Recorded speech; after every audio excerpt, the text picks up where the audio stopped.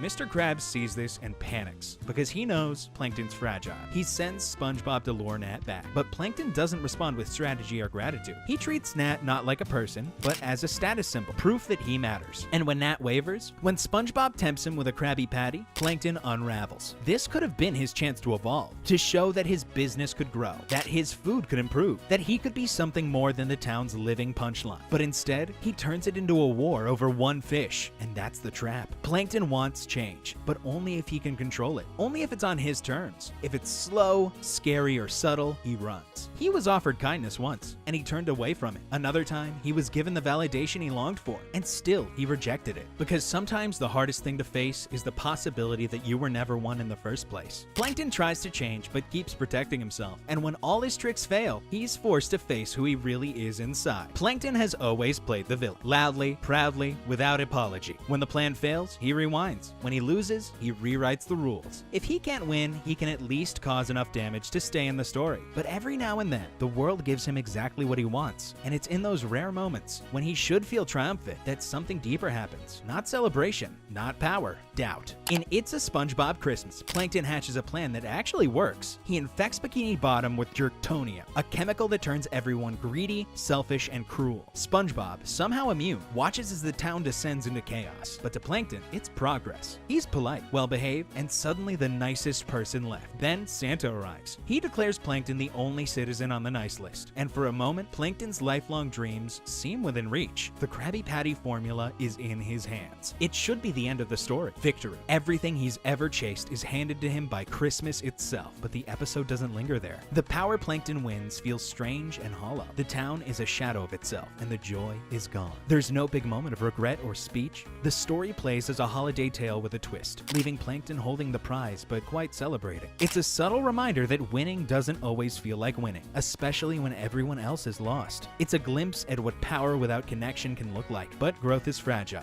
In The Legend of Bikini Bottom, Plankton falls right back into old habits. He teams up with the Flying Dutchman to scare Bikini Bottom. His target? SpongeBob, the guy who's way too happy and annoyingly pure. Plankton thinks fear will finally win. He goes all in, dressing up, summoning ghosts, making creepy illusions. He wants to prove that fear beats joy every time. It doesn't. SpongeBob just smiles. He thanks the ghosts. He hugs the monster, and Plankton's whole plan falls apart. Not because SpongeBob's tough, but because Plankton's idea of fear is just wrong. Fear doesn't win by being louder or bigger. SpongeBob never bought that crap, and never will. What's shocking? Plankton doesn't throw a tantrum or vow revenge. He just walks away, just by fading into the background of a town that never really feared him anyway. Maybe he's finally starting to get it, maybe not. But this silence, it's new. And honestly, it's kind of pathetic. Then comes the ghost of Plankton, a final test, literal this time. He fakes his death. His spirit leaves his body. Karen holds a funeral. The town is more confused than mournful. It's a prank, of course. Another scheme in his long line of schemes. But while he's haunting Bikini Bottom, something strange happens. He sees his world without him in it, and he doesn't like it. When the Flying Dutchman steals his body, takes it for a wild joyride, and ends up getting beaten by the townspeople, Plankton doesn't laugh. He begs for his body back. He pleads. This becomes about himself,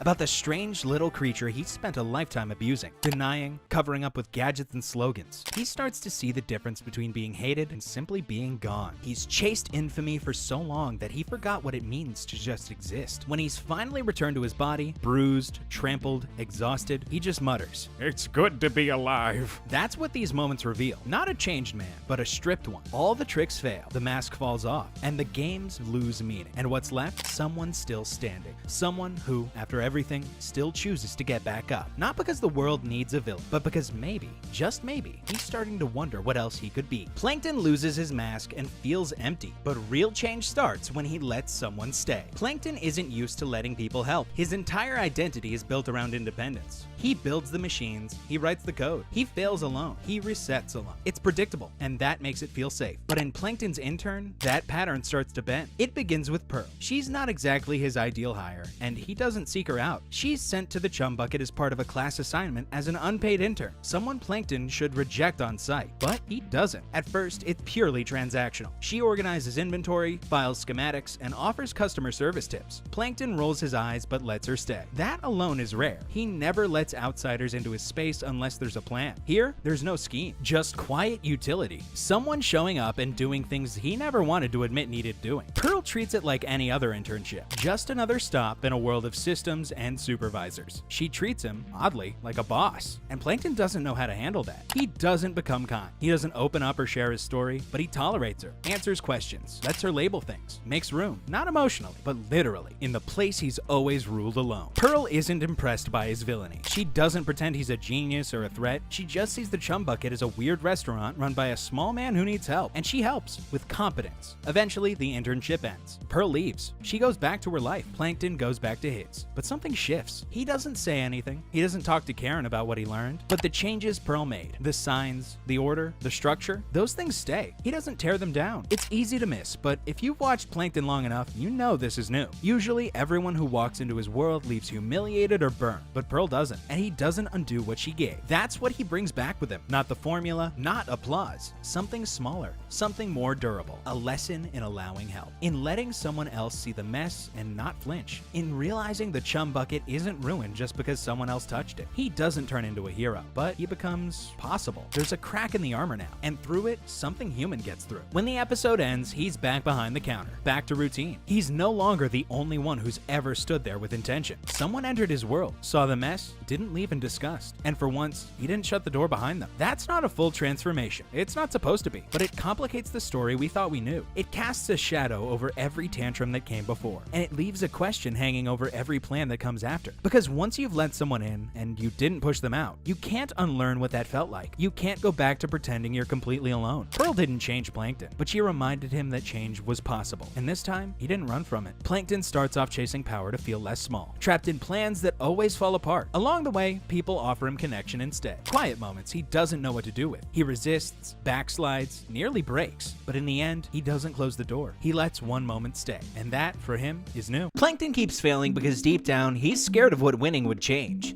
And now we're gonna talk about Sandy, the land squirrel who risks everything just to prove she belongs underwater. Sandy Cheeks might look like just a squirrel in a diving suit, but there's a lot more to her than that. Behind her scientific genius and Texas-sized swagger, she's driven by a need to prove herself and a deep pride in who she is. To really understand Sandy, we have to look at the way she adapts, the battles she picks, and the time she learns that toughness isn't always about strength alone. So, settle in, grab some acorn tea, and let's take a look at the story of Sandy Cheeks. Before we start, subscribe. And let's get back to the video. Sandy Cheeks lives in a glass bubble at the bottom of the ocean, and somehow that's the least weird thing about her. Before she becomes SpongeBob's adventure buddy, she's just this squirrel from Texas who decided that drowning wasn't going to stop her from exploring the sea. That tree dome is her fortress, her laboratory, her little piece of dry land where the laws of physics bend to her will. Her tree dome is basically her entire personality in one glass bubble. It's this massive air-filled dome sitting on the ocean floor, complete with an oak tree, a bird bath, and enough Texas pride to fuel a small country. The place screams, I don't need your underwater world to survive. She's literally built herself a piece of land at the bottom of the sea. That's not adaptation, that's conquest. But here's what's really wild about Sandy. She never tries to fit in. Most people who move somewhere new spend at least a little time figuring out local customs or toning down their differences. Not Sandy. She shows up in bikini bottom wearing a diving suit, speaking with a thick Texas drawl, and immediately starts explaining air to fish. When SpongeBob pretends he loves air too, even though he has no clue what it is, she doesn't catch on. She just assumes everyone is as obsessed with science as she is. The whole tea party situation in that first episode reveals something crucial about how Sandy operates. She invites SpongeBob over without even thinking about the fact that he's a sea creature who needs water to survive. It's not malicious. She's just so focused on her own world that she doesn't always see the obvious problems other people might have. When SpongeBob starts literally drying up in front of her, she's completely clueless until he's basically a living sponge chip. Karate Chopper shows us what Sandy does for fun, and surprise, it's fighting. Not gentle sparring or casual martial arts practice. Full contact, furniture destroying, house wrecking karate battles. She tracks SpongeBob down at grocery stores to jump him with karate moves. She calls him at home to try karate chopping him through the phone. This is a squirrel who has turned violence into her primary form of socializing. The episode makes it clear that the karate skills are legitimately dangerous. She can split rocks with her bare hands and send SpongeBob flying across town with a single chop, but she treats it like it's no big deal. Just another Tuesday in Texas. Yes, apparently. When Mr. Krabs finally puts his foot down about the karate disrupting work, Sandy acts like he's asking them to give up breathing. What's fascinating is how she completely fails to understand why anyone would have a problem with constant martial arts ambushes. To Sandy, if you're not ready to fight at any moment, you're just not living right. The idea that other people might want predictable, peaceful interactions doesn't compute. She sees SpongeBob getting fired over their karate sessions, and her first instinct is to fight harder. Then there's Sandy's rocket, where we get a full view of Sandy the scientist. She builds an actual functioning spacecraft in her backyard because she wants to collect moon rocks. Not because NASA hired her or because she's part of some research program, just because she felt like going to the moon and figured she'd build her own way there. The rocket itself is a perfect Sandy creation, over-engineered, completely functional, and built without asking anyone's permission. She's got control panels, net guns for specimen collection, and enough fuel to make multiple trips to lunar orbit. When SpongeBob begs to come along, her objection is that this is serious science work, not a joyride.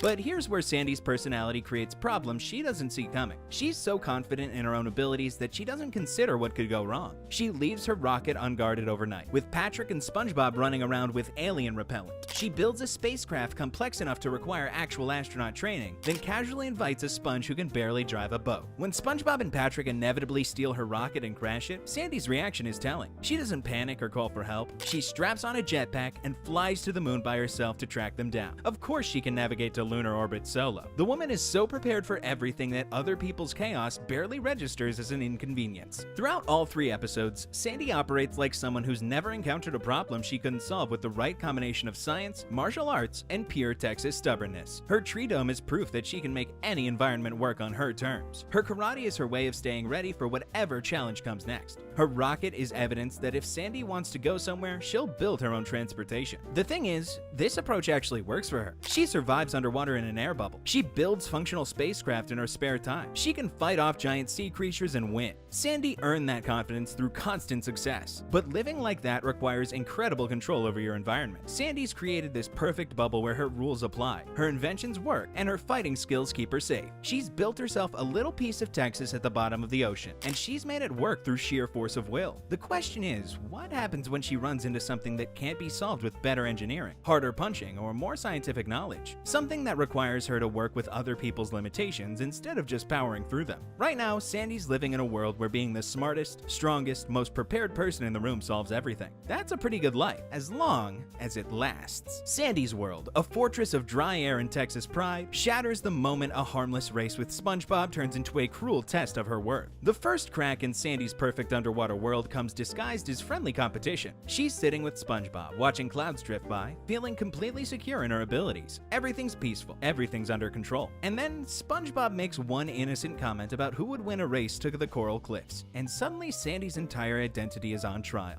What starts as casual bragging quickly spirals into something much darker. Sandy wins the climbing contest easily. Of course she does. She's a squirrel built for trees and rocks. But when SpongeBob beats her in an underwater race, something shifts. The loss itself isn't the problem, it's what comes after. SpongeBob calls her an air breather. Then, water sucker and tree climber get thrown around like insults. These aren't just playground taunts. They're direct attacks on everything Sandy represents. She's being told that her entire species is inferior. The real gut punch comes when Patrick, Squidward, and Mr. Krabs join in. Suddenly it's 4 against 1, and they're all listing off things Sandy can't do. She can't reproduce by budding. She can't retract her eyes. She can't breathe underwater without help. Everything that makes her different becomes ammunition against her. This is where Sandy's world breaks apart. For the first time since moving to Bikini Bottom, she's not the smartest person in the room. She's not the strongest or the most prepared. She's just this weird land creature who needs a fishbowl to survive. Sandy tries to defend herself by bragging about land creatures' abilities, cattle roping, pie eating, wood chopping, but every word proves their point. She's listing off skills that don't matter underwater. When Patrick demonstrates eating a Krabby Double Deluxe in one bite, Sandy tries to copy him, but the burger splats against her helmet like a food fight gone wrong. Everyone laughs. Then they start showing off sea creature abilities. Mr. Krabs pops his eye stalks, Squidward balances spinning plates, SpongeBob reproduces by butting right in front of her. Each trick drives the point home. You're the outsider here. The breaking point comes when SpongeBob delivers the killing blow. If it wasn't for that suit, you couldn't even live down here. The laughter gets louder, meaner. Sandy realizes she's trapped in a glass cage, literally and figuratively. That's when something snaps inside her. Sandy destroys herself to prove them wrong. She rips off her suit and smashes her helmet on the ground.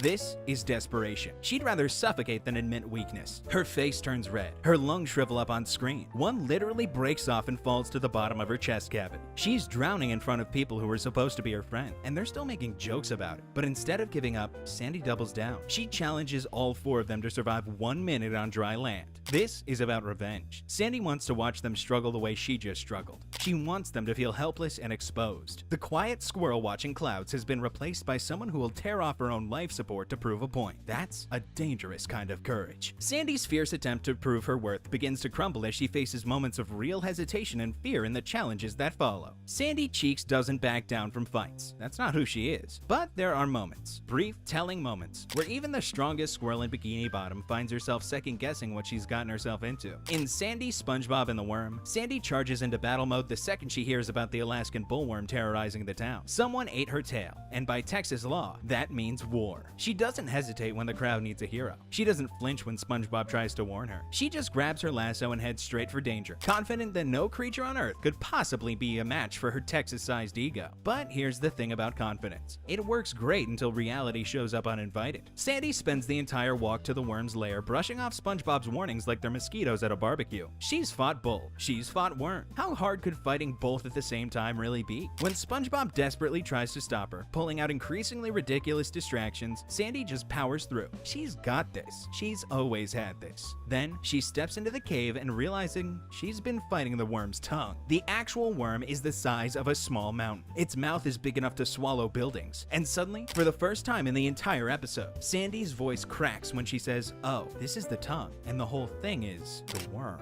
That moment, that tiny break in her voice, it's everything. It's the exact second Sandy realizes she's in way over her head. All that bravado, all that Texas tough talk, all those stories about wrangling bulls back home suddenly feel like playground bragging in the face of something genuinely dangerous. What makes this moment so powerful is that Sandy doesn't just admit she was wrong. She has to be chased halfway across Bikini Bottom while SpongeBob literally forces her to say it out loud. Even while running for her life, she can't bring herself to admit that maybe, just maybe, she bit off more than she could chew. Someone's in the kitchen with Sandy shows us a different kind of hesitation. Here, Sandy doesn't hesitate because she's afraid of the challenge. She hesitates because she doesn't know who she is without her fur. When Plankton steals her pelt, Sandy's first instinct is to hide. She wraps herself in a towel, puts a coffee pot on her head, and tries to sneak through town unnoticed. This is the same squirrel who usually karate chops her way through problems. But strip away her fur, and suddenly she's ducking behind garbage cans. The episode reveals something uncomfortable about Sandy's confidence. A lot of it comes from how she looks. Without her fur, she's just this pink, hairless creature that everyone points and laughs at. They call her a naked chipmunk and a nudist ferret. And for once in her life, Sandy doesn't have a comeback. She spends most of the episode trying to cover herself up with seaweed, hiding from crowds, and generally acting like someone who's lost their nerve. When the seaweed skirt breaks apart and leaves her exposed again, she doesn't fight back. She runs. She hides in the sewers and talks about needing help, which is something the old Sandy would never admit. The episode is about having her identity stripped away and realizing she doesn't know who she is underneath. Without her fur, without her suit, without all the external things that make her Sandy Cheeks, she's just another scared creature trying not to get laughed at. Both episodes show Sandy at her most vulnerable, but in completely different ways. With the bullworm, her physical confidence gets shattered. She learns that being tough doesn't mean you can take on anything, no matter how big. With the stolen fur, her social confidence gets destroyed. She learns that a lot of her swagger comes from looking the part. What's fascinating is how she handles these moments differently. When faced with the giant worm, Sandy eventually admits she was wrong, but only after being literally chased into submission. When faced with public humiliation, she tries to hide and avoid the problem entirely. These moments of doubt make Sandy more human. They show us that even the most confident people have limits, and being brave doesn't mean never being scared. It means being scared and doing it anyway. But Sandy's doubt and fear leave room for SpongeBob to become the unexpected mentor she truly needs. Every tough person has moments when they need someone softer to show them a different way of looking at the world. For Sandy Cheeks, that moment turns out to be SpongeBob SquarePants, the yellow sponge who sees everything through optimistic eyes and refuses to give up on people, even when they've given up on themselves. Sandy doesn't need much help with karate or science or building rockets. She's got those things covered. But when it comes to understanding emotions, accepting vulnerability, and figuring out what home really means, she's got some blind spots. And that's where SpongeBob comes in, not as a teacher with lessons to preach, but as a friend who shows her through his actions what it looks like to care about people unconditionally. In Texas, Sandy hits her lowest point in Bikini Bottom. She's homesick, defeated, and ready to pack her bags and leave everything behind. The town feels foreign. The friends feel distant. Even her tree dome starts feeling like a prison instead of a sanctuary. When she sits on top of her dome singing about missing Texas, she's mourning the person she used to be when she belonged somewhere completely. He doesn't tell her she's being dramatic or that she should be grateful for what she has. Instead, he listens, and then he does something that changes everything. He decides to show her how much she means to the people around her. The party he throws isn't perfect. The decorations are hilariously wrong. Square dancing involves someone holding a literal square, 10-gallon hats or water jugs turned upside down. The whole thing is a disaster by any reasonable standard, but that's exactly what makes it beautiful. SpongeBob doesn't try to recreate Texas. He tries to show Sandy that she's loved for who she is, not where she's from. When Sandy sees the ridiculous party, something clicks. She's been so focused on what Bikini Bottom lacks compared to Texas that she missed what it actually offers. People who care enough to make fools of themselves just to make her smile. SpongeBob teaches her that home is about being surrounded by people who see her worst moments and choose to stay anyway. What's remarkable about SpongeBob's approach is that he never makes Sandy feel ashamed for wanting to leave. He doesn't guilt trip her or make her homesickness seem stupid. He just shows her another perspective. Through his eyes, she starts to see that missing Texas and loving Bikini Bottom aren't mutually exclusive. She can honor where she came from while building something new where she is. In Something Smells, SpongeBob accidentally creates a different kind of crisis with his breath that could clear a football stadium. Everyone in town runs away from him, but they're too polite to tell him why. Sandy finds herself in an impossible situation. Should she hurt his feelings by telling him the truth, or should she let him suffer in confusion? At first, Sandy chooses the comfortable lie. She watches SpongeBob spiral into thinking he's ugly, sees him isolate himself at home, and still can't bring herself to say what's wrong. She's trying to protect his feelings, but she's actually making everything worse. SpongeBob's emotional pain grows deeper the longer the truth stays hidden, but SpongeBob's own honesty eventually saves the day. When he finally figures out what's really happening, he doesn't get angry at Sandy for not telling him sooner. He doesn't make her feel guilty for hesitating. Instead, he laughs about it. He owns the problem and fixes it, and moves on. His reaction teaches Sandy something crucial about their friendship. He's stronger than she thought, and he values honesty more than false comfort. SpongeBob shows Sandy that real care sometimes means saying difficult things, that protecting someone from minor embarrassment while they suffer major confusion isn't actually kindness. He demonstrates that you can be honest about problems without being cruel about them. And most importantly, he proves that their friendship is strong enough to handle uncomfortable truths. In Sandy's Nutty Nieces, Sandy gets overwhelmed trying to manage her chaotic family members while maintaining her usual competent image. Her nieces are tiny tornadoes who destroy everything they touch, and Sandy's normal problem-solving approach isn't working. She's used to controlling situations through preparation and skill, but children don't respond to engineering solutions. SpongeBob volunteers to help without being asked. He doesn't know anything about childcare either, but he jumps in anyway because he sees Sandy struggling. And even though his babysitting attempts are complete disasters, the kids destroy the Krusty Krab, bury him in concrete, and generally cause chaos everywhere they go, his willingness to try means everything to Sandy. What SpongeBob teaches Sandy here is about accepting help when you need it, and recognizing that being good at some things doesn't mean you have to be good at everything. He shows her that admitting you're in over your head is honesty, and sometimes the most helpful thing you can do is just stick around when things get messy, even if you can't fix them. The deeper lesson Sandy learns from SpongeBob across all these episodes is about the difference between strength and stubbornness. Sandy's used to powering through problems alone, maintaining her tough exterior and never letting anyone see her struggle. But SpongeBob's approach to life, open, vulnerable, willing to fail publicly and try again, gradually shows her that there's strength in letting people help you. SpongeBob doesn't try to change Sandy's fundamental nature. He doesn't make her less tough or less independent. Instead, he shows her that true toughness includes the courage to be honest about your feelings, to ask for help when you need it, and to let people love you even when you're not at your best. Through SpongeBob's example, Sandy learns that admitting you don't have all the answers doesn't make you less capable. It makes you human, and that sometimes the strongest thing you can do is let someone else be strong for you. SpongeBob teaches Sandy these lessons not through lectures or advice, but by simply being himself consistently. His unwavering optimism and genuine care gradually wear down her defenses and show her new ways of moving through the world.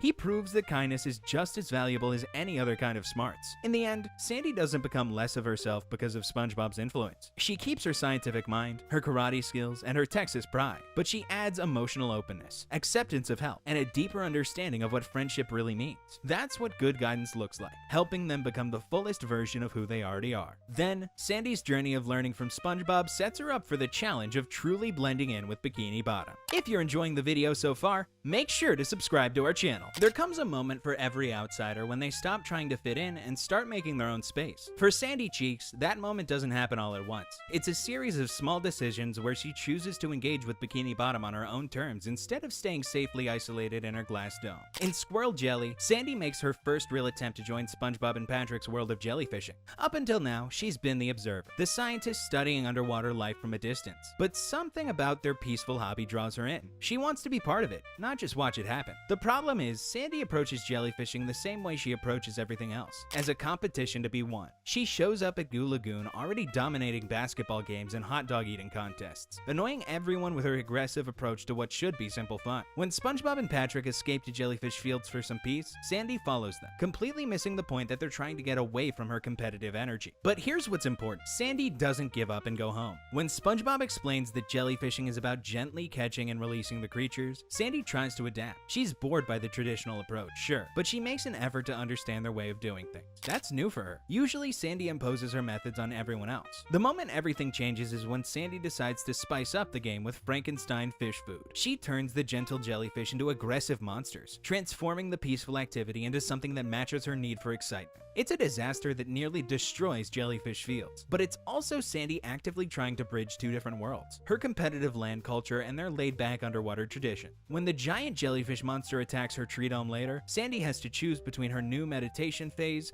and protecting her friends. She abandons her attempt at being zen and fights the monster from the inside, literally entering its world to defeat it. By the end, she's found a middle ground. She can appreciate the gentle nature of jellyfishing while still being true to her competitive spirit. Housewarming shows Sandy making an even bigger leap. When SpongeBob arrives at her tree dome completely infested with worms, most people would slam the door and wait for the problem to go away. Sandy doesn't do that. Instead, she opens her most private space, her scientific sanctuary, to help solve the crisis. The episode reveals something crucial about Sandy's evolution. Her tree dome has always been her fortress, the one place where she can be completely herself without adapting to underwater life. It's filled with her inventions, her Texas memorabilia, her carefully controlled environment. When she allows the worm-infested SpongeBob inside, she's essentially saying that her friendship matters more than her comfort zone. Later, when all the worms move into Squidward's house at the end, we see the broader implications. Sandy has become someone who deals with Bikini Bottom's chaos, rather than hiding from it. She's no longer the isolated scientist. She's an active participant in the community's weird problems. The Way of the Sponge represents Sandy's most complete integration into underwater life. When Fuzzy Acorn shows up to test her karate skills, Sandy could easily handle the situation alone. She's clearly skilled enough to earn whatever belt she wants, but instead, she brings SpongeBob into the process, insisting that he deserves a chance to prove himself too. This episode shows Sandy fully embracing her role as a teacher and advocate within the Bikini Bottom community. When Fuzzy humiliates SpongeBob and takes away his belt, Sandy doesn't just accept the master's judgment. She fights for her friend, convincing Fuzzy to come to the Krusty Krab to see SpongeBob in his element. The key moment comes when Sandy realizes that SpongeBob's skills as a fry cook are actually advanced karate techniques. She's learned to see underwater life through new eyes, recognizing that mastery can take forms that land-based traditions might not understand.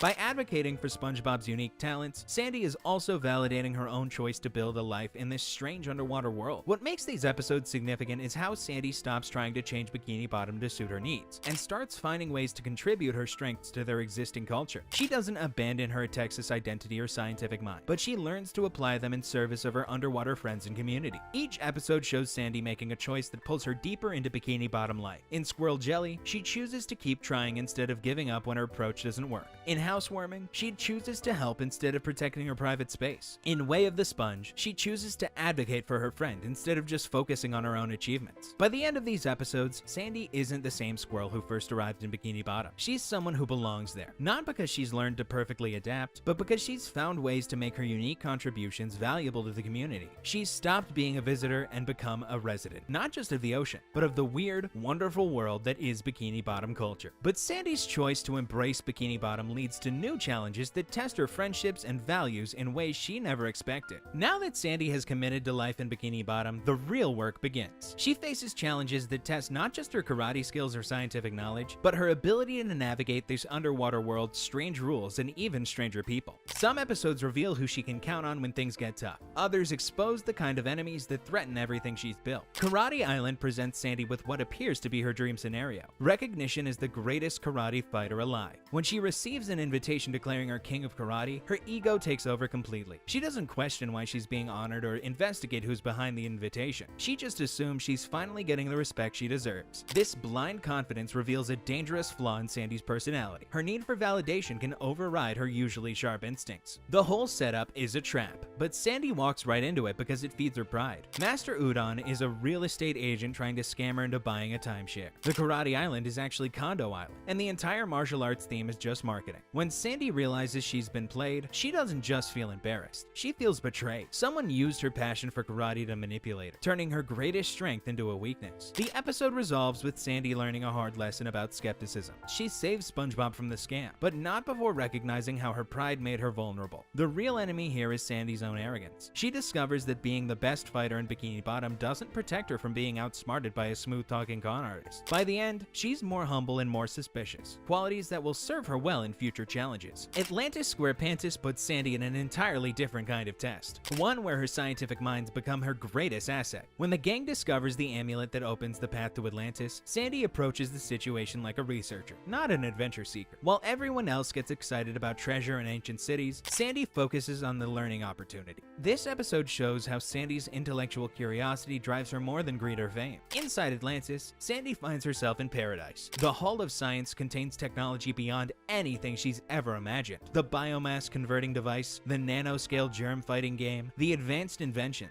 Everything represents knowledge she could spend lifetimes studying. But the episode also tests her loyalty. When SpongeBob and Patrick accidentally destroy Atlantis' most prized possession, Sandy doesn't just abandon them or try to save herself. She stands with her friends even when it means giving up access to incredible scientific resources. The resolution comes when Lord Royal Highness decides that Plankton makes a better replacement for the destroyed bubble than any punishment could. Sandy loses her chance to study Atlantean technology, but she gains something more valuable. Proof that she values friendship over personal advancement. She leaves Atlantis having proven that her scientific curiosity doesn't come at the expense of her loyalty. The episode establishes Sandy as someone who won't sacrifice her principles for knowledge, no matter how tempting the offer. Bubble Troubles forces Sandy into a crisis that threatens her most basic need. When SpongeBob and Patrick's spicy bubble experiment melts her air supply lines, Sandy faces potential suffocation. Her tree dome floods completely, leaving her with only the air in her suit to survive. This episode tests whether Sandy can maintain her problem-solving abilities when her life is literally on the line. The water rising around her tree dome represents the constant danger of underwater life for a land creature. Sandy's response reveals both her strengths and her limitations. She tries to reach her submarine to get to the surface, but SpongeBob's well-meaning help makes everything worse. When he opens the submarine door, it floods too. Sandy becomes increasingly disoriented from oxygen deprivation, which leads to her making poor decisions like crashing the submarine into the Krusty Krab. The episode shows that even Sandy's scientific training has limits when basic survival is threatened. The problem resolves when SpongeBob uses an oxygen tank to create a giant air bubble that refills her tree dome. But the real resolution is deeper. Sandy learns that surviving underwater sometimes requires accepting help from others, even when their assistance seems chaotic or destructive. SpongeBob's unconventional solution saves her life, proving that different approaches to problems can be equally valid. Sandy gains humility about her own limitations and appreciation for her friend's unique problem-solving methods. Chimps Ahoy presents Sandy with her most professional challenge yet. Her scientific benefactors arrive to evaluate her work, and everything she's invented seems inadequate. The Nutcracker doesn't work, the nut-talking helmet is useless, and the Nutachino machine is more torture device than beverage maker. This episode tests whether Sandy can handle failure in front of the people whose approval matters most to her career. The pressure to impress her bosses conflicts with her usual confidence in her abilities. SpongeBob and Patrick try to help by building their own invention, a ridiculous contraption that combines back scratching, hair combing, nose picking, and ukulele tuning. The machine works initially, but then goes berserk, attacking Lord Reginald with various weapons and tools. Their attempt to help nearly gets Sandy fired, demonstrating how good intentions can sometimes make situations worse. Sandy watches her friends destroy her professional reputation while trying to save it. The resolution comes when Sandy's simple Nutcracker, the one invention she dismisses as a failure, turns out to peel bananas perfectly. The chimps have been searching for a banana peeler for over a century, making Sandy's broken invention the most valuable discovery in their history. She learns that success sometimes comes from unexpected directions. limitations, and that her harshest critics can become her biggest supporters. The episode shows Sandy that professional validation often comes from persistence and patience, not just brilliant innovation. Rodeo Days tests Sandy's ability to blend her Texas identity with her bikini bottom life. When she receives a letter about defending her rodeo championship, she faces a choice between her past and her present. The episode challenges her to prove that she can maintain her Texas roots while fully committing to underwater life. SpongeBob's misguided attempt to help, capturing everyone in bubbles to save her from the rodeo, creates the very problem Sandy was trying to avoid. The underwater journey to Texas reveals how much Sandy's perspective has changed. She's no longer just a Texan temporarily living underwater. She's become someone who belongs in both worlds. When SpongeBob's interference causes her to lose the rodeo competition, Sandy is frustrated that her friend didn't trust her ability to handle the situation alone. The episode tests whether their friendship can survive SpongeBob's overprotectiveness and Sandy's independence. The resolution comes when Sandy saves SpongeBob from the bullfrog, proving that she can take care of herself and others simultaneously. She tells SpongeBob to leave future rodeos to her, establishing boundaries about when she needs help and when she doesn't. The episode concludes with Sandy accepting that she'll always be torn between two worlds, but that doesn't mean she has to choose between them. She learns to set clear expectations with her friends about respecting her capabilities. The hotshot introduces Sandy to Tony Fast Jr., someone whose arrogance matches her own competitive spirit. When Tony helps SpongeBob improve his driving, Sandy initially approves of the mentorship, but Tony's reckless attitude and disregard for safety rules conflict with Sandy's more responsible approach to teaching. The episode tests whether Sandy can recognize when competition becomes dangerous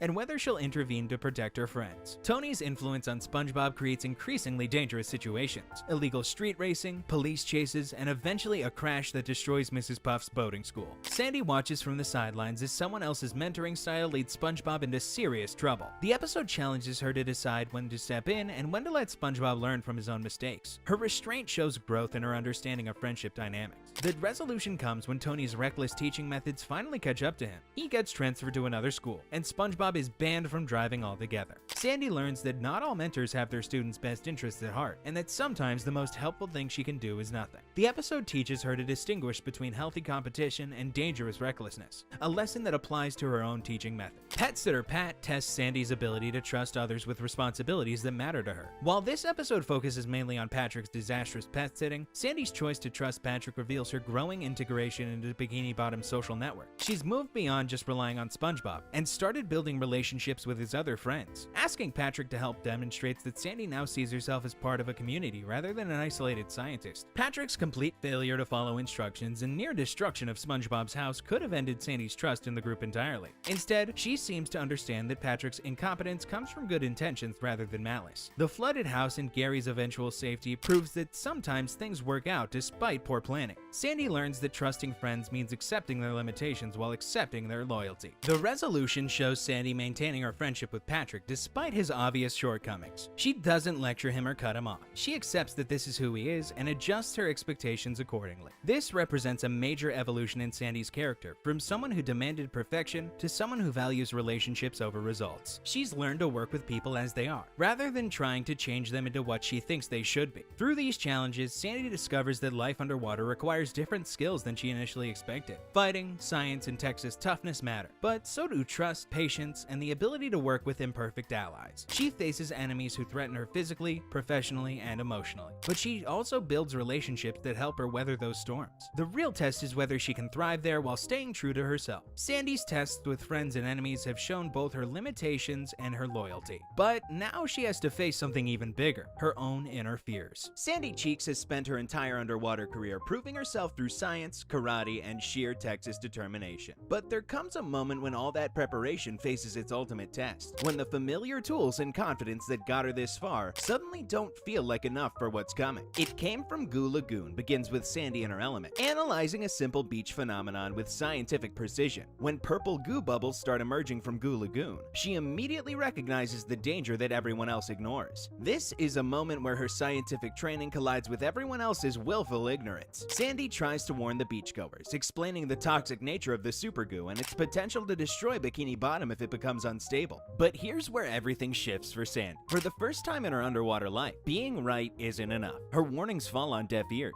SpongeBob and Patrick continue playing with the dangerous bubbles. The news media treats her concerns like the ravings of a paranoid scientist. Even when she appears on television, desperately trying to communicate the severity of the situation, people dismiss her as the crazy squirrel who's overthinking a harmless beach phenomenon. Sandy watches helplessly as Plankton manipulates the situation, using her own scientific discovery to create a weapon that threatens everything she's worked to protect. This episode strips away Sandy's usual confidence in a brutal way. She's not wrong about the science. She's absolutely correct about every prediction she makes. But knowledge without the ability to convince others becomes a special kind of torture. Sandy finds herself in the impossible position of watching a disaster unfold in slow motion while everyone around her actively contributes to making it worse. When the giant goo bubble finally threatens Bikini Bottom, Sandy doesn't get to say "I told you so." She has to clean up a mess that could have been prevented if anyone had listened to her in the first place. The resolution comes when Sandy's submarine is destroyed and she has to work with SpongeBob and Patrick on foot to stop Plankton's scheme. But even then, the victory feels hollow. Mr. Krabs turns the disaster into a profit opportunity, and everyone seems to forget that Sandy's warnings could have prevented the entire crisis. The episode leaves Sandy with the hard truth that being the smartest person in the room means nothing if you can't make people care about what you know.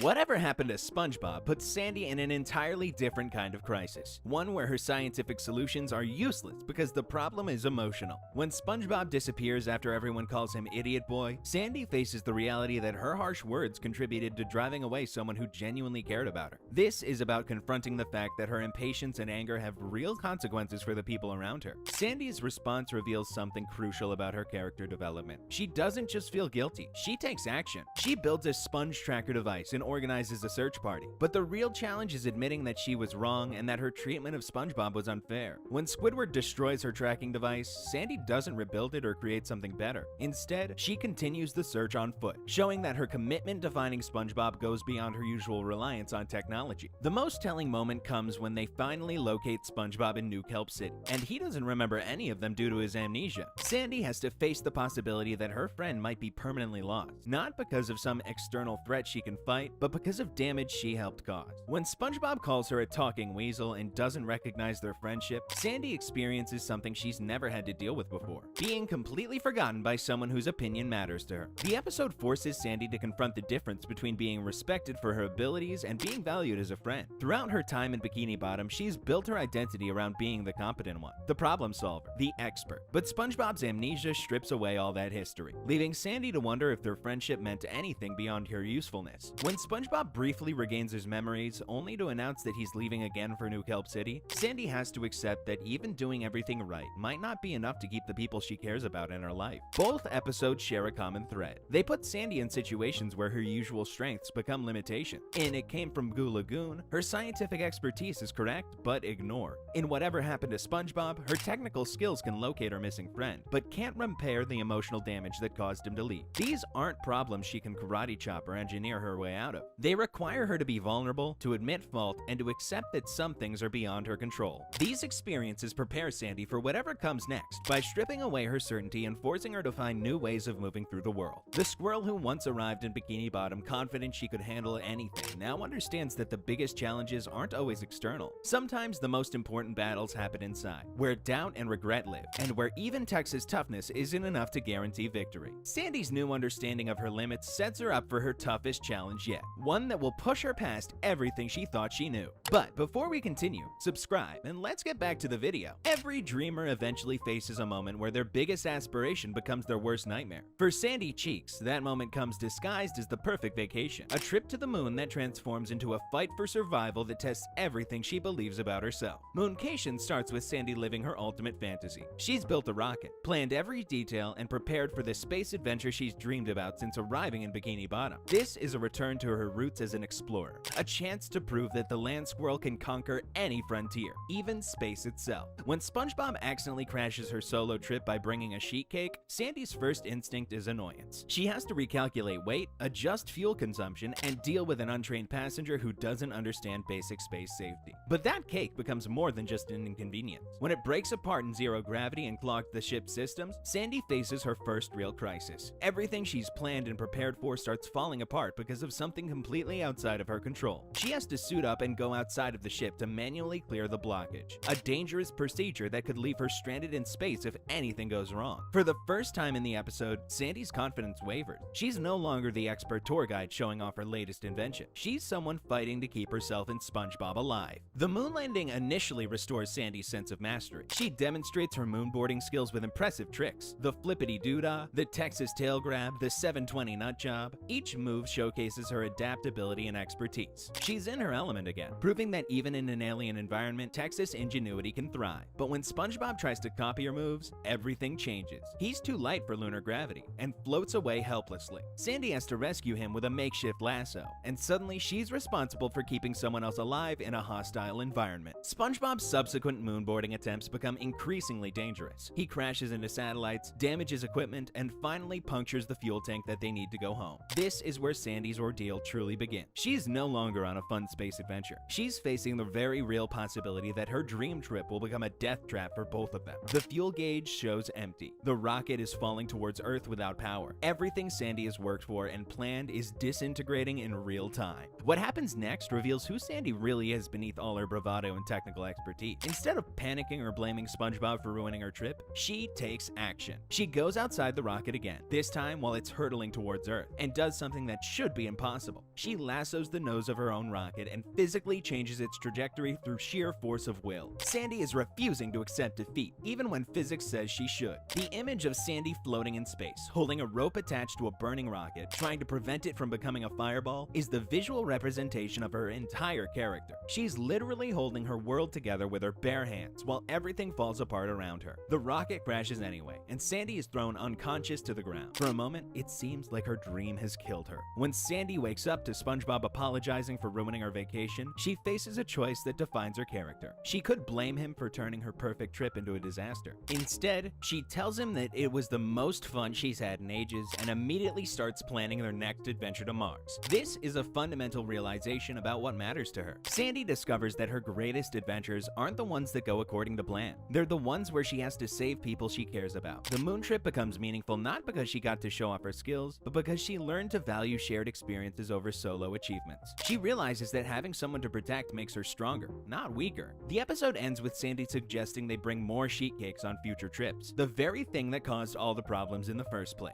Sandy is embracing the chaos that comes with caring about others. She's learned that perfect planning can't account for the human element, and that the human element is what makes adventures worth taking. Sandy doesn't emerge from this experience as a different person. She emerges as a more complete version of herself, someone who combines Texas toughness with genuine care for others, someone who can lasso a rocket and still laugh about sheet cakes afterward. Sandy's journey on the moon opens her eyes to what really matters and sets her up for the quiet strength she'll need back in Bikini Bottom. After everything Sandy's been through, watching her growth serum nearly consume Bikini Bottom whole, seeing divine power spiral into chaos that floods the town with ice cream, and preventing sewer disasters that could have drowned thousands, maybe a thank you from the mayor, a scientific award, or even just someone remembering that she prevented their world from ending. But that's not how things work in Bikini Bottom. Instead of recognition, Sandy gets something else entirely. Life goes back to normal. SpongeBob keeps creating chaos, Patrick stays blissfully ignorant, and Mr. Krabs chases money while everyone pretends the near apocalypse has never happened. The town moves on like nothing extraordinary occurred, leaving Sandy to process what she's learned about herself and her place in the underwater world. Sandy's not the same after these experiences. She doesn't need validation anymore from people who can't see past their own problems. The girl who once desperately tried to prove she belonged in Bikini Bottom has become someone who understands that true value doesn't require witnesses. She's learned that being right all the time is both a gift and a curse, especially when you're surrounded by people who prefer comfortable chaos over uncomfortable solutions. This understanding doesn't come with fanfare. There's no moment of realization or inspiring speech. It builds slowly through small incidents where Sandy notices her helicopter starts while others panic. Her scientific thinking solves what others can't grasp, and her preparation saves lives that never know they were in danger. In the Krabby Patty that ate Bikini Bottom, Mr. Krabs sees Sandy gets growth serum and immediately thinks about profit. She explicitly warns him to only use one drop. He completely ignores her and dumps the entire container onto a Krabby Patty, which creates a monster that nearly devours their world. When the crisis unfolds, Sandy doesn't waste time saying "I told you so." She takes action. While everyone else runs screaming, she climbs into her helicopter and coordinates the solution that saves everyone. The town celebrates SpongeBob for absorbing the monster, but nobody mentions who figured out he could do it or who guided the rescue operation from above. Sandy watches this and learns something important about her role. She's She's not there to be celebrated. She's here to be ready when everything falls apart. Trident Trouble pushes this lesson further. When SpongeBob accidentally gets hold of Neptune's trident, he creates supernatural chaos that defies logic. Giant pacifiers start eating babies, murderous grass attacks gardeners, and ice cream floods threaten to drown everyone. Sandy approaches this impossible situation the same way she approaches everything else, with scientific thinking and practical solutions. She doesn't get distracted by the magic or overwhelmed by the scale of the disaster. She analyzes the problem, identifies what needs to happen, and provides guidance that helps restore order. What she learns is about staying rational when everyone else loses their mind. Someone needs to maintain logic when chaos takes over. The town doesn't understand why disasters resolve faster when Sandy's involved, but they unconsciously start depending on her steady presence during impossible situations. She becomes their anchor without them realizing it. The sewers of Bikini Bottom shows Sandy's influence operating behind the scenes. While SpongeBob and Squidward create plumbing disasters that flood stadiums and unleash sewer monsters, Sandy's scientific principles echo through whatever solutions eventually emerge.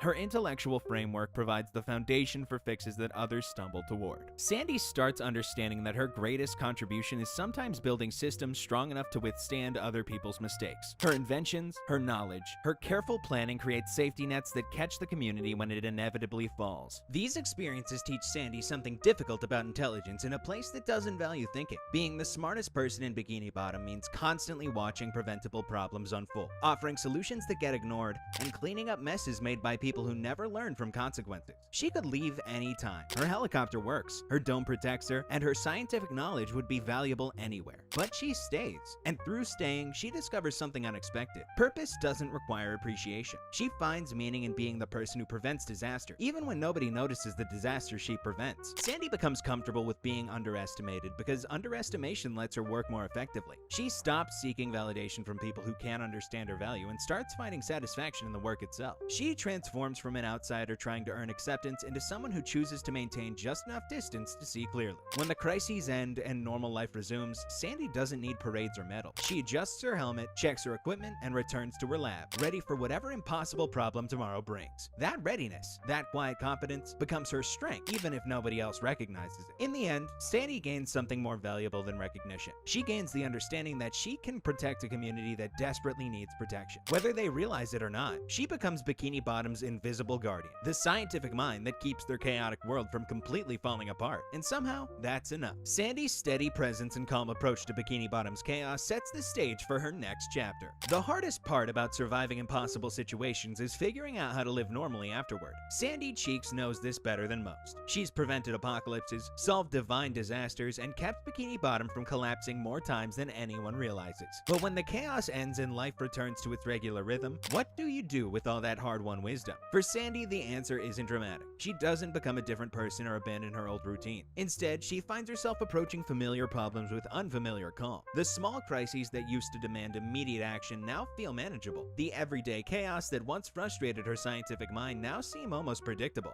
This shift shows up in subtle ways. How she responds to emergencies, when she chooses to intervene, and when she decides to step back and let others handle things. Sandy has learned something that only comes through surviving real danger. Not every problem requires her personal solution. Sandy doesn't announce her transformation or demand recognition for what she survived. She just moves through her regular routines with something new underneath. A deeper understanding of what matters and what doesn't. The crises that used to feel overwhelming now seem manageable. The chaos that once frustrated her now feels familiar, almost comforting. This shift becomes clear in how she handles the smaller disasters that define normal life underwater. When SpongeBob gets lost trying to find a shortcut to work, Sandy doesn't panic or immediately jump in with scientific solutions. She lets him figure it out, knowing that some lessons only stick when you learn them yourself. Lost in Bikini Bottom shows Sandy operating from a completely different mindset than she used to have. When SpongeBob calls from a payphone, desperate and confused after a shortcut attempt goes wrong, Sandy's influence appears not through direct intervention, but through the wilderness trainings she's already given him. She's taught him to use landmarks, to stay calm when lost, and to think systematically about problems. The episode reveals something crucial about Sandy's evolution. She's moved beyond needing to personally solve every crisis. Instead, she's building system and teaching beyond needing to personally solve every crisis. SpongeBob remembers her advice about mapping local landmarks precisely when he needs it the most. Her voice in his head guides him through the confusion, even when she's not physically present. This represents a fundamental shift in how Sandy approaches her role at Bikini Bottom. Early in her underwater life, she would have immediately suited up, fired up her helicopter, and tracked SpongeBob down herself. Now she understands that rescue doesn't always mean swooping in to save the day. Sometimes it means giving people the tools they need to save themselves. When SpongeBob finally makes it back to the Krusty Krab, dirty, exhausted, but victorious, Sandy's training has proven itself. He navigated the strange parts of town, found help when he needed it, and solved his own crisis using the principles she taught him. Sandy doesn't appear in the episode, but her influence shapes everything that happens. This absence speaks to Sandy's growing comfort with her place in Bikini Bottom's ecosystem. She doesn't need to be the visible hero anymore. She can work behind the scenes, building foundations that support the community when chaos inevitably strikes. Her helicopter sits ready, her scientific knowledge remains available, but she's learned when to use them and when to let others handle things.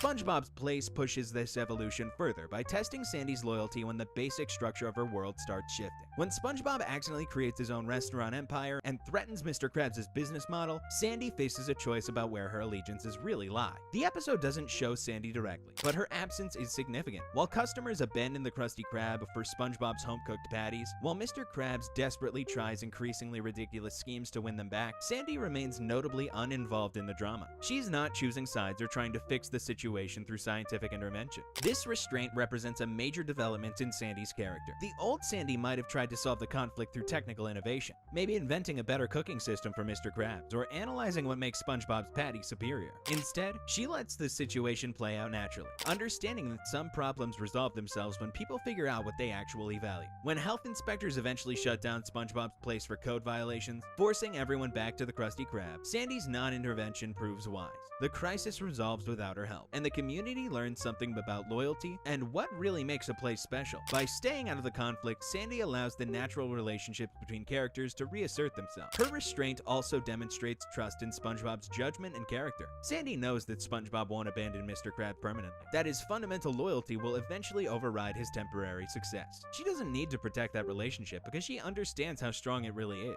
This confidence in others marks Sandy's biggest transformation. She's moved from being the outsider who had to prove herself through constant action to being an insider who can afford to watch and wait. She's secure enough in her relationships and her role that she doesn't need to fix every problem that appears. Both episodes show Sandy navigating the delicate balance between helping and interfering, between using her abilities and trusting others to handle things themselves. She's learned that being the smartest person in the room doesn't mean having to solve every problem in the room. Sandy's return to normal life doesn't look like a return at all. It looks like someone who's finally found her rhythm in a chaotic world. She keeps her helicopter fueled and her laboratory stocked, but she's stopped feeling responsible for preventing every disaster before it happens. She's learned to pick her battles, to save her energy for the crises that actually require her unique skills. The most telling change is how comfortable Sandy has become with Bikini Bottom's essential weirdness. She no longer tries to impose order on chaos or logic on absurdity. Instead, she's found ways to work within the madness, to contribute without controlling, to help without taking over. This represents the deepest kind of integration. Sandy hasn't lost her scientific edge or her Texas determination. She's simply learned to apply them more selectively, more wisely. She's discovered that the secret to thriving in Bikini Bottom is changing herself to find her role within what already exists. When the next crisis eventually comes, Sandy will be ready, but she'll respond as someone who belongs there, not someone trying to prove she deserves to stay.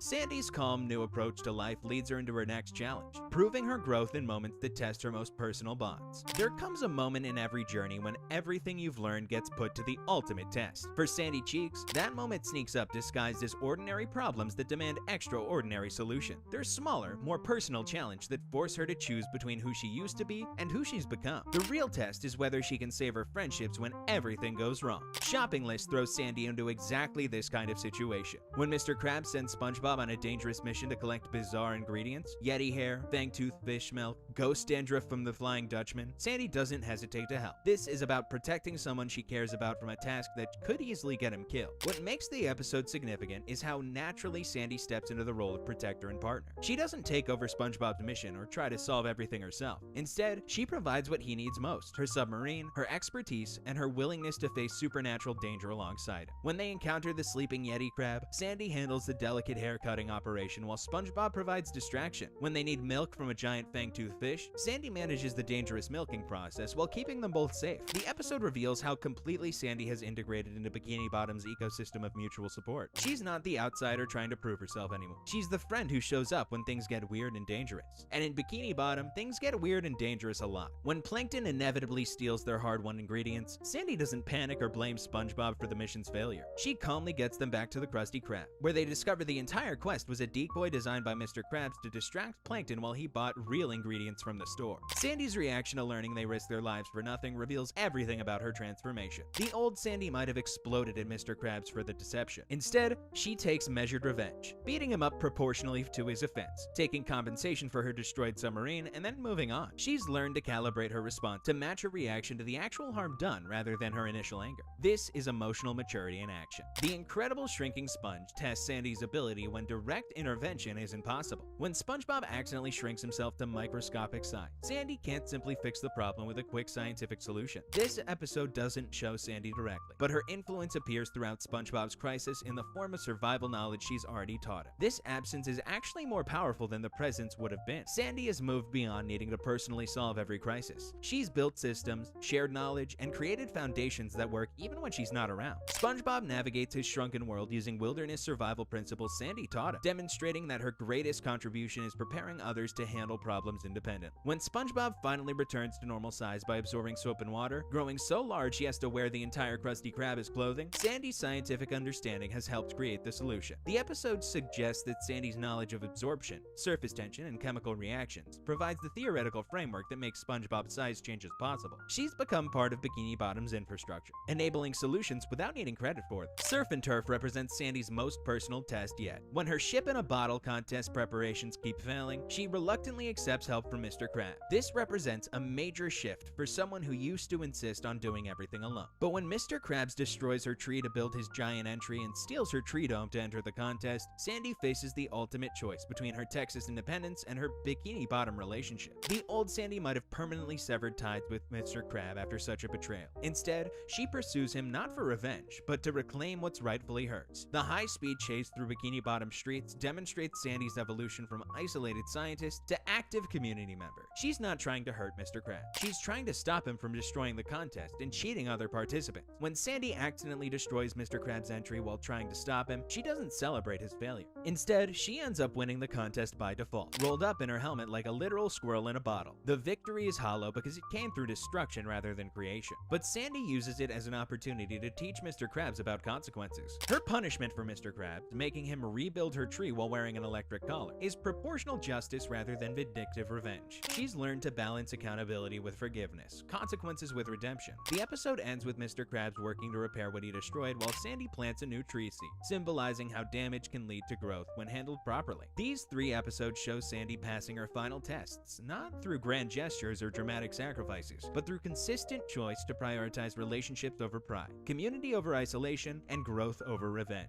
She has proven that she can maintain her essential sandiness while fully belonging to Bikini Bottom's chaotic, caring, utterly unpredictable world. The squirrel who once built walls to keep the ocean out has learned to let it in, and discovered that the flooding doesn't destroy her, it helps her bloom. Sandy's last tests prove she's become a real part of Bikini Bottom, and now it's time to show how she turns that into something everyone can rely on. Sandy doesn't end her story with a Nobel Prize, or a statue in the town square, or her name on a laboratory building. She ends it back where it all began. Let's be honest, that's not heroes are supposed to finish, right? We expect recognition, fame, maybe a documentary about her amazing scientific discoveries. Instead, she's in her tree dome, tinkering with inventions nobody asked for. She's still the only land mammal in the underwater world. She's still dealing with SpongeBob's chaos and Patrick's confusion. Nothing looks different, but everything is. The Great Patty Caper shows what Sandy has quietly accomplished without anyone realizing it. When the Krabby Patty formula disappears and Bikini Bottom faces its biggest crisis, the community doesn't fall apart like it would have when Sandy first arrived. Instead, they use detective work, systematic thinking, and collaborative problem solving. All approaches Sandy introduced to their chaotic world. She doesn't appear in the episode, but her fingerprints are everywhere. SpongeBob's methodical investigation of suspects reflects Sandy's scientific training. Patrick's moments of unexpected insight come from absorbing Sandy's lessons about observation. Even Mr. Krabs' strategic planning shows traces of her influence on how problems get solved. The train mystery reveals something profound about Sandy's transformation of Bikini Bottom. When SpongeBob and Patrick board the locomotive, they're not just chasing a stolen key. They're demonstrating that this community has learned to face impossible situations with courage, persistence, and mutual support. These aren't skills they were born with. They're gifts Sandy has given them through years of quiet example. What makes this episode powerful is how it shows Sandy's success operating invisibly. She's taught Bikini Bottom to function without her constant presence, to apply rational thinking to irrational situations, and to trust each other enough to attempt seemingly hopeless tasks. The community has internalized her lessons lessons so completely that they don't even realize they're using them. SpongeBob's big birthday blowout reveals the full scope of what Sandy has built. The party planning alone demonstrates a level of cooperation that would have been impossible when she first arrived. Characters who used to compete or fight now naturally collaborate, each contributing unique strengths to shared goals. Sandy has become the invisible architect of a functional community. Watch how effortlessly she coordinates without controlling. Squidward shows unexpected creativity. Mr. Krabs demonstrates loyalty beyond profit. Plankton participates positively instead of scheming. Patrick actually remembers his responsibilities.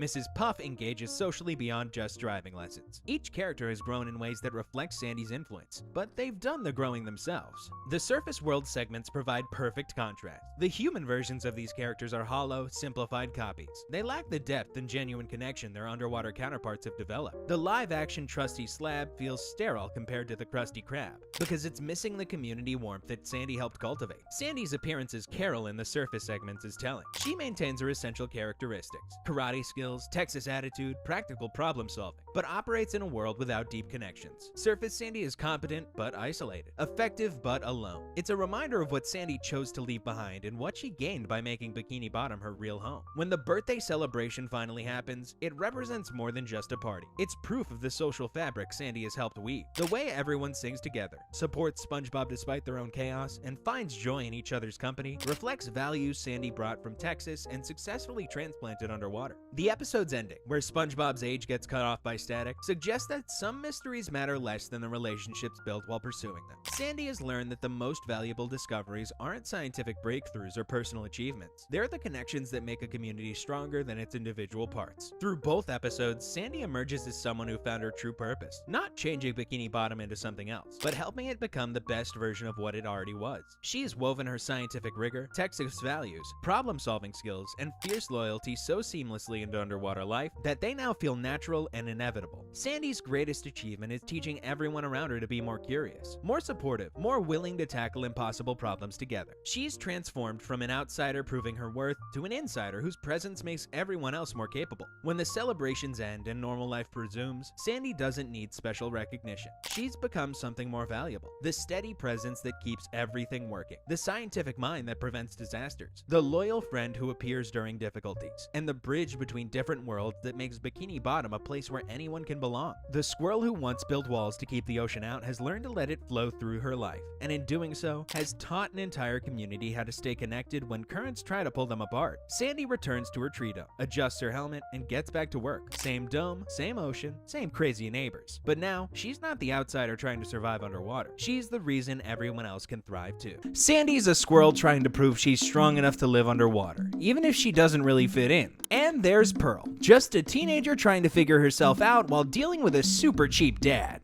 Pearl Krabs might look like just another spoiled kid in a fancy town, but there's way more to her than just shopping bags and squeaky boots. Behind those glittery eyes, she's got her own dreams and her own way of standing up for herself, even if it means crashing through everything she thought mattered. If we really want to understand Pearl, we need to look at the moments where she learns to be brave, honest, and real, even when no one's watching. So, let's dive in and see what Pearl Krabs is all about. But before we start, don't forget to subscribe to our channel. Pearl Krabs is the spoiled whale daughter of Mr. Krabs, who everyone seems to either love or hate. Here's the thing, Pearl might actually be one of the most realistic teenagers in all of SpongeBob. Yeah, I said it. She's bratty, she's materialistic, she throws tantrums when she doesn't get what she wants. But isn't that exactly how most teenagers actually behave? What makes Pearl interesting is that she grows up. And honestly, her journey from spoiled brat to working teenager is way more relatable than people want to admit. So, let's start with Squeaky Boots, where we meet peak spoiled Pearl. This girl is living in a bubble so thick you could bounce quarters off of it. Her bedroom looks like a shrine to consumer culture. Boy band posters everywhere, fashion magazines scattered around, and this unshakable belief that daddy's money will solve every problem she ever has. When Mr. Krabs gives her those fishing boots instead of the flipper slippers her friends are wearing, Pearl's reaction is, well, it's completely over the top. She literally shakes the house with her crying. But here's what's really happening. This is the first time in her life that wanting something isn't the same as getting it, and she has absolutely no idea how to handle that. Think about it. Pearl has never learned to cope with disappointment because she's never really faced any. Her dad spoils her. She gets what she wants, and when she doesn't, she just cries until someone fixes it. The boots aren't really about boots. They're about Pearl discovering that the world doesn't revolve around her desires. What's kind of sad is how completely she depends on other people for her self-worth. Those flipper slippers aren't just shoes to her. They're proof that she matters, that she belongs, that she's worth investing in. Without the right stuff, Pearl genuinely doesn't know who she is. That's pretty messed up when you think about it. And let's be real about Mr. Krabs here. The guy means well, but he's completely clueless about teenage social dynamics. He sees fishing boots and thinks practical, durable, good value. Pearl sees social suicide. Neither one of them even tries to understand where the other is coming from. It's like they're speaking different languages. But here's what really gets me about early Pearl. She's completely passive. She doesn't think maybe I should get a job and buy my own slippers. She doesn't consider maybe I can make these boots work somehow. She just expects other people to read her mind and fix her problems. When they don't, she falls apart. Fast forward to Mall Girl Pearl, and we're looking at a totally different character. Sure, she's still obsessed with fitting in, but now she's actually doing something about it. When all her friends have mall jobs and she doesn't, Pearl doesn't just cry about it.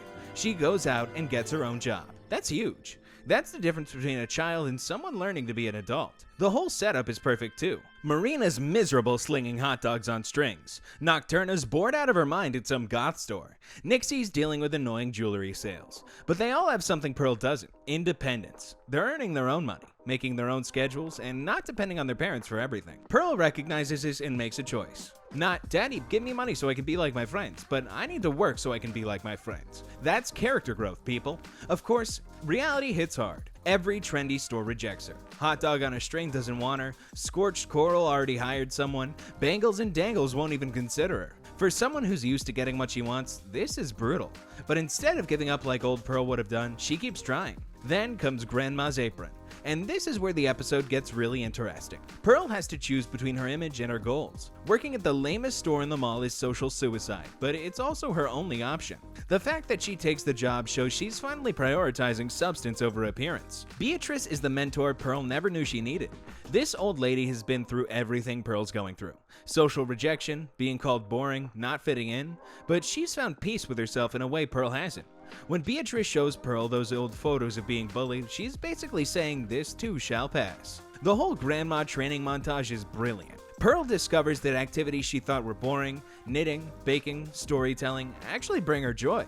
She's experimenting with parts of herself she never knew existed. That's what real growing up looks like. When her friends show up to mock her, we get the real test. Old Pearl would have crumbled under the social pressure, but new Pearl has Beatrice backing her up, and more importantly, she has genuine investment in what she's doing. She's not playing dress up anymore. She's found something that matters to her. The resolution is perfect because it's realistic. Pearl doesn't become a permanent grandma, and she doesn't reject her friends. She learns to balance authenticity with social connection, and that's what actual maturity looks like. Not choosing one extreme or the other, but finding a way to be true to yourself while maintaining relationships. Pearl's transformation from crying teenager in squeaky boots to the working young woman in Mall Girl Pearl shows us something important. Growing up is about keeping parts of yourself that work while developing new skills to handle the parts that don't. And honestly, that's way more revolutionary than most cartoons are willing to admit. Pearl grows from a spoiled girl to an independent teenager, but it's only when her image obsession crumbles that she starts to find out who she really is. Ever notice how some of the most important life lessons come from our biggest disasters? We spend so much time trying to control our image, maintain our status, and look perfect that we miss the actual fun happening right in front of us. Society tells us that appearances matter more than authenticity, that being seen with the right people is more important than being with good people. But sometimes it takes a complete social catastrophe to realize how wrong we've been about everything. That's exactly what happens to Pearl in The Chaperone, and honestly, it's one of the most brutal and honest episodes about teenage life I've ever seen. This is a full-scale demolition of everything Pearl thinks matters,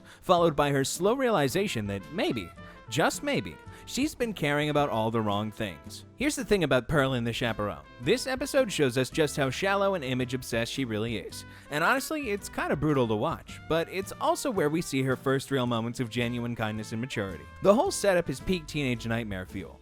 Pearl's long, tan, and handsome boyfriend dumps her right before prom, and she's absolutely devastated. But notice what she's really upset about. It's not that she lost someone she cared about, it's that she doesn't have the right kind of date to maintain her social status. She's literally more worried about her complexion and getting kicked off the yearbook committee than anything else. When Mr. Krabs suggests SpongeBob as her date, Pearl's reaction is pure horror. She doesn't just say no. She completely freaks out about what people will think. People would mistake me for a planetarium, she says, which doesn't even make sense, but shows how panicked she is about her image. This girl would rather go alone than be seen with someone who doesn't fit her social standards. What's really telling is how she treats SpongeBob through the preparation process. She gives him this massive list of demands. Get pictures taken, dance, drink punch, don't do that thing you always do, basically treating him like a service provider rather than a person. She's not thinking about having fun or being kind to someone who's doing her a huge favor. She's thinking about damage control. SpongeBob's whole transformation into long, tan, and handsome is both hilarious and kind of sad. The guy literally puts himself on stilts, changes his entire appearance, and tries to become someone completely different just to make Pearl happy. And Pearl still treats him like an embarrassment. When he struggles with the punch bowl because of his ridiculous costume, she's mortified. When he tries to impress her with his dance championship trophy, which isn't even his, she's annoyed. The ex-boyfriend situation is where Pearl's priorities become crystal clear. The moment Octavius Rex shows up, Pearl completely abandons SpongeBob and tries to hide under a table. She's so obsessed with this long, tan, and handsome ideal that she can't see past appearances. Octavia literally just says meep. The guy has no personality that we can see, but because he looks the part, he's automatically better than SpongeBob in Pearl's mind. The dance disaster is where everything falls apart, and honestly, it's mostly Pearl's fault. She pressures SpongeBob to do the whack, even though she can see he's still struggling with his costume. When he fails spectacularly and destroys half the decorations, Pearl immediately blames him and starts crying about how he's ruined everything. She doesn't take any responsibility for pushing him into something he clearly couldn't handle. But here's where the episode gets interesting. When SpongeBob runs crying into the bathroom, Pearl actually follows him and tries to make him feel better. This is the first time we see her put someone else's feelings before her own image. She could have just written off the entire night as a disaster and gone home. But instead, she chooses to comfort him. "Don't worry, SpongeBob, you didn't mess everything up," she tells him. And then she admits something crucial. Actually, it was pretty funny when that hot dog landed in Judy's hair. She's starting to see the situation differently, finding humor instead of just embarrassment. The real turning point comes when Pearl says, "But I'm having a good time." This is huge for her character. She's admitting that despite all the social disasters and image problems, she's actually enjoying herself with SpongeBob. It's the first time we see her value genuine fun over social status. The doing the sponge sequence is where Pearl fully commits to choosing authenticity over appearance. She could have quietly slow danced and tried to salvage her reputation, but instead she goes all in with SpongeBob's ridiculous dance. When Octavius approaches her during the dance, she literally tells him to get lost, pizza topping, and chooses to keep dancing with SpongeBob. What's brilliant about this moment is that Pearl is actively rejecting something she thought she wanted. Octavius represents her ideal. He's the long, tan, and handsome guy she's been obsessing over. But when push comes to shove, she chooses SpongeBob and the ridiculous dance over her supposedly perfect ex-boyfriend. That's character growth right there. The fact that they get thrown out of prom by an angry mob should be the ultimate social disaster for someone like Pearl. Her reputation is ruined, her night is destroyed, and everyone thinks she's responsible for wrecking the decorations. But instead of being devastated, she's laughing. She learns that some disasters are actually worth it when you're having genuine fun with someone who cares about you. The ending is perfect because Pearl learns that disasters can actually be fun when you're with the right person. "I knew it would be a total disaster all along," she tells SpongeBob, but as far as disasters go, that was pretty fun. She's discovered that there's more to a good time than having the perfect date and the perfect image. This episode shows Pearl learning to care about real things over fake things, actual friendship over looking cool, and genuine fun over perfect appearances. It's her first step toward becoming someone who can like people for who they are instead of what they look like. And honestly, that's a lesson a lot of adults still haven't figured out. Pearl learns to let go of what people think, but then she takes her dad's words too literally and starts working for the family's enemy. Here's what nobody wants to admit about teenage rebellion. Sometimes it's not about rejecting your parents' values, it's about taking them too literally. We like to think kids rebel by doing the opposite of what they're taught, but the most dangerous rebellions happen when teenagers follow their parents' advice to its logical extreme. That's exactly what makes Pearl's story in Plankton's Intern so unsettling and brilliant. Most people see this episode as a simple comedy about Pearl accidentally helping the family's enemy, but it's actually a pretty dark commentary on how blind obedience can lead to betrayal. Pearl is following Mr. Krabs' advice so perfectly that she almost destroys everything he's worked for. The setup is classic Pearl. She needs money because her dad is cheap with her allowance, but instead of whining about it like the old Pearl would have done, she goes out and gets a job. That should be exactly what Mr. Krabs wants, right? His daughter showing initiative, learning the value of work, becoming independent. Except she chooses to work for his worst enemy, and somehow this never occurs to him as a problem. Plankton's initial fear of Pearl is hilarious, but also revealing. He literally thinks she's going to eat him because she's a whale, showing how even the show's supposed genius is capable of ridiculous prejudice. But once he realizes she just wants money and doesn't care who pays her, he sees an opportunity. The problem is, Plankton treats Pearl exactly like every terrible boss treats their teenage employees. He gives her all the grunt work while keeping the fun stuff for himself. Pearl's experience working for Plankton is basically every terrible summer job rolled into one. She's promised exciting scientific work, but ends up as the human ladder and janitor. When his inventions inevitably explode and create massive messes, guess who has to clean them up? Pearl gets hit in the face with a broom, covered in monster guts, and treated like disposable labor. It's a perfect example of how employers exploit young workers by promising experience while delivering exploitation. But here's where the episode gets really interesting. When Pearl complains to her father about the terrible working conditions, Mr. Krabs doesn't sympathize her or ask questions about her employer. Instead, he gives her the most dangerous advice possible. A good employee follows the boss's orders. Period. No exceptions, no critical thinking, just blind obedience. This is where Pearl's character development gets complex. She's not being malicious or rebellious when she decides to help Plankton steal the formula. In her mind, she's being the perfect employee her father told her to be. When Plankton promotes her to senior intern and asks her to work a night shift, she's thrilled because she thinks she's finally getting the respect and opportunity she deserves. The high sequence is brilliant because it shows how easily good intentions can lead to terrible outcomes. Pearl genuinely believes she's succeeding at her job, following her father's advice and proving herself as a responsible worker. She has no idea she's participating in her father's worst nightmare because nobody ever taught her to think critically about conflicting loyalties. The moment when Mr. Krabs discovers Pearl with Plankton is devastating for both of them. Pearl is genuinely confused about why he's upset. "I was just doing what you said," she tells him, and she's absolutely right. She followed his advice perfectly. The problem is that his advice was terrible. Mr. Krabs realizes his mistake immediately. Me and my big mouth. But it's too late. His generic parental wisdom about following orders has backfired spectacularly because he never considered that his daughter might take a job with his enemy. It's a perfect example of how parents' well-meaning advice can have unintended consequences when kids apply it literally. But Pearl's final move is what makes the episode really special.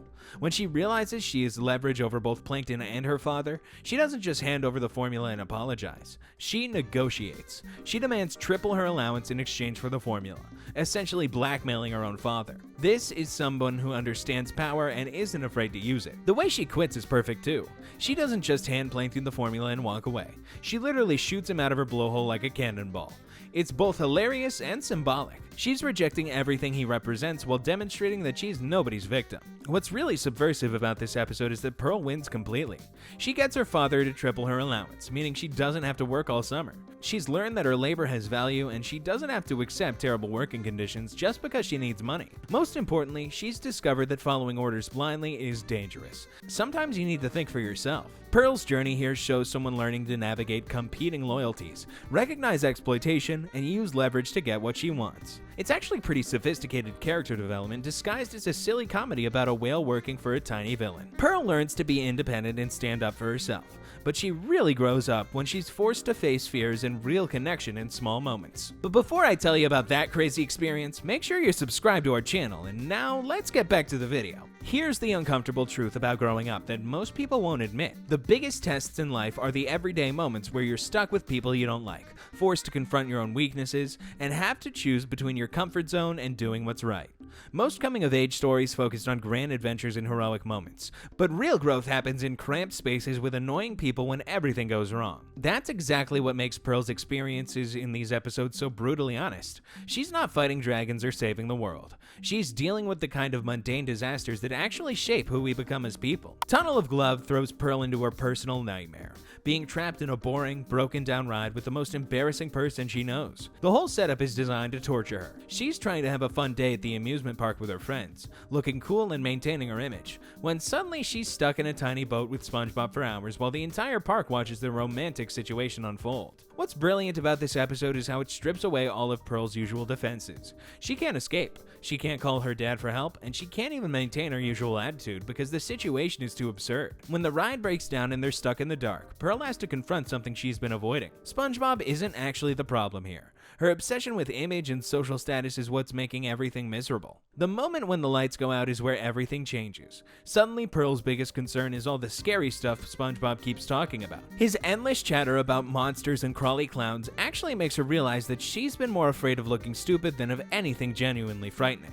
When she finally admits she's scared and asks SpongeBob to hold her, it's not romantic. It's her first moment of genuine honesty about her feelings. The contrast between Pearl's initial behavior and her final reaction is stunning. At the beginning, she's mortified by the idea of being seen as SpongeBob's girlfriend, treating him like social poison. By the end, when her friends tease them about hugging, she doesn't really get defensive or angry. She takes a photo of them being scared by the crawly clown robot. She's learned to find humor in the situation instead of just embarrassment. What's really subversive about this episode is that it shows Pearl discovering that disasters can actually be fun when you stop fighting them. I guess that turned out to be kind of fun, she says after they get thrown out of the exploded ride.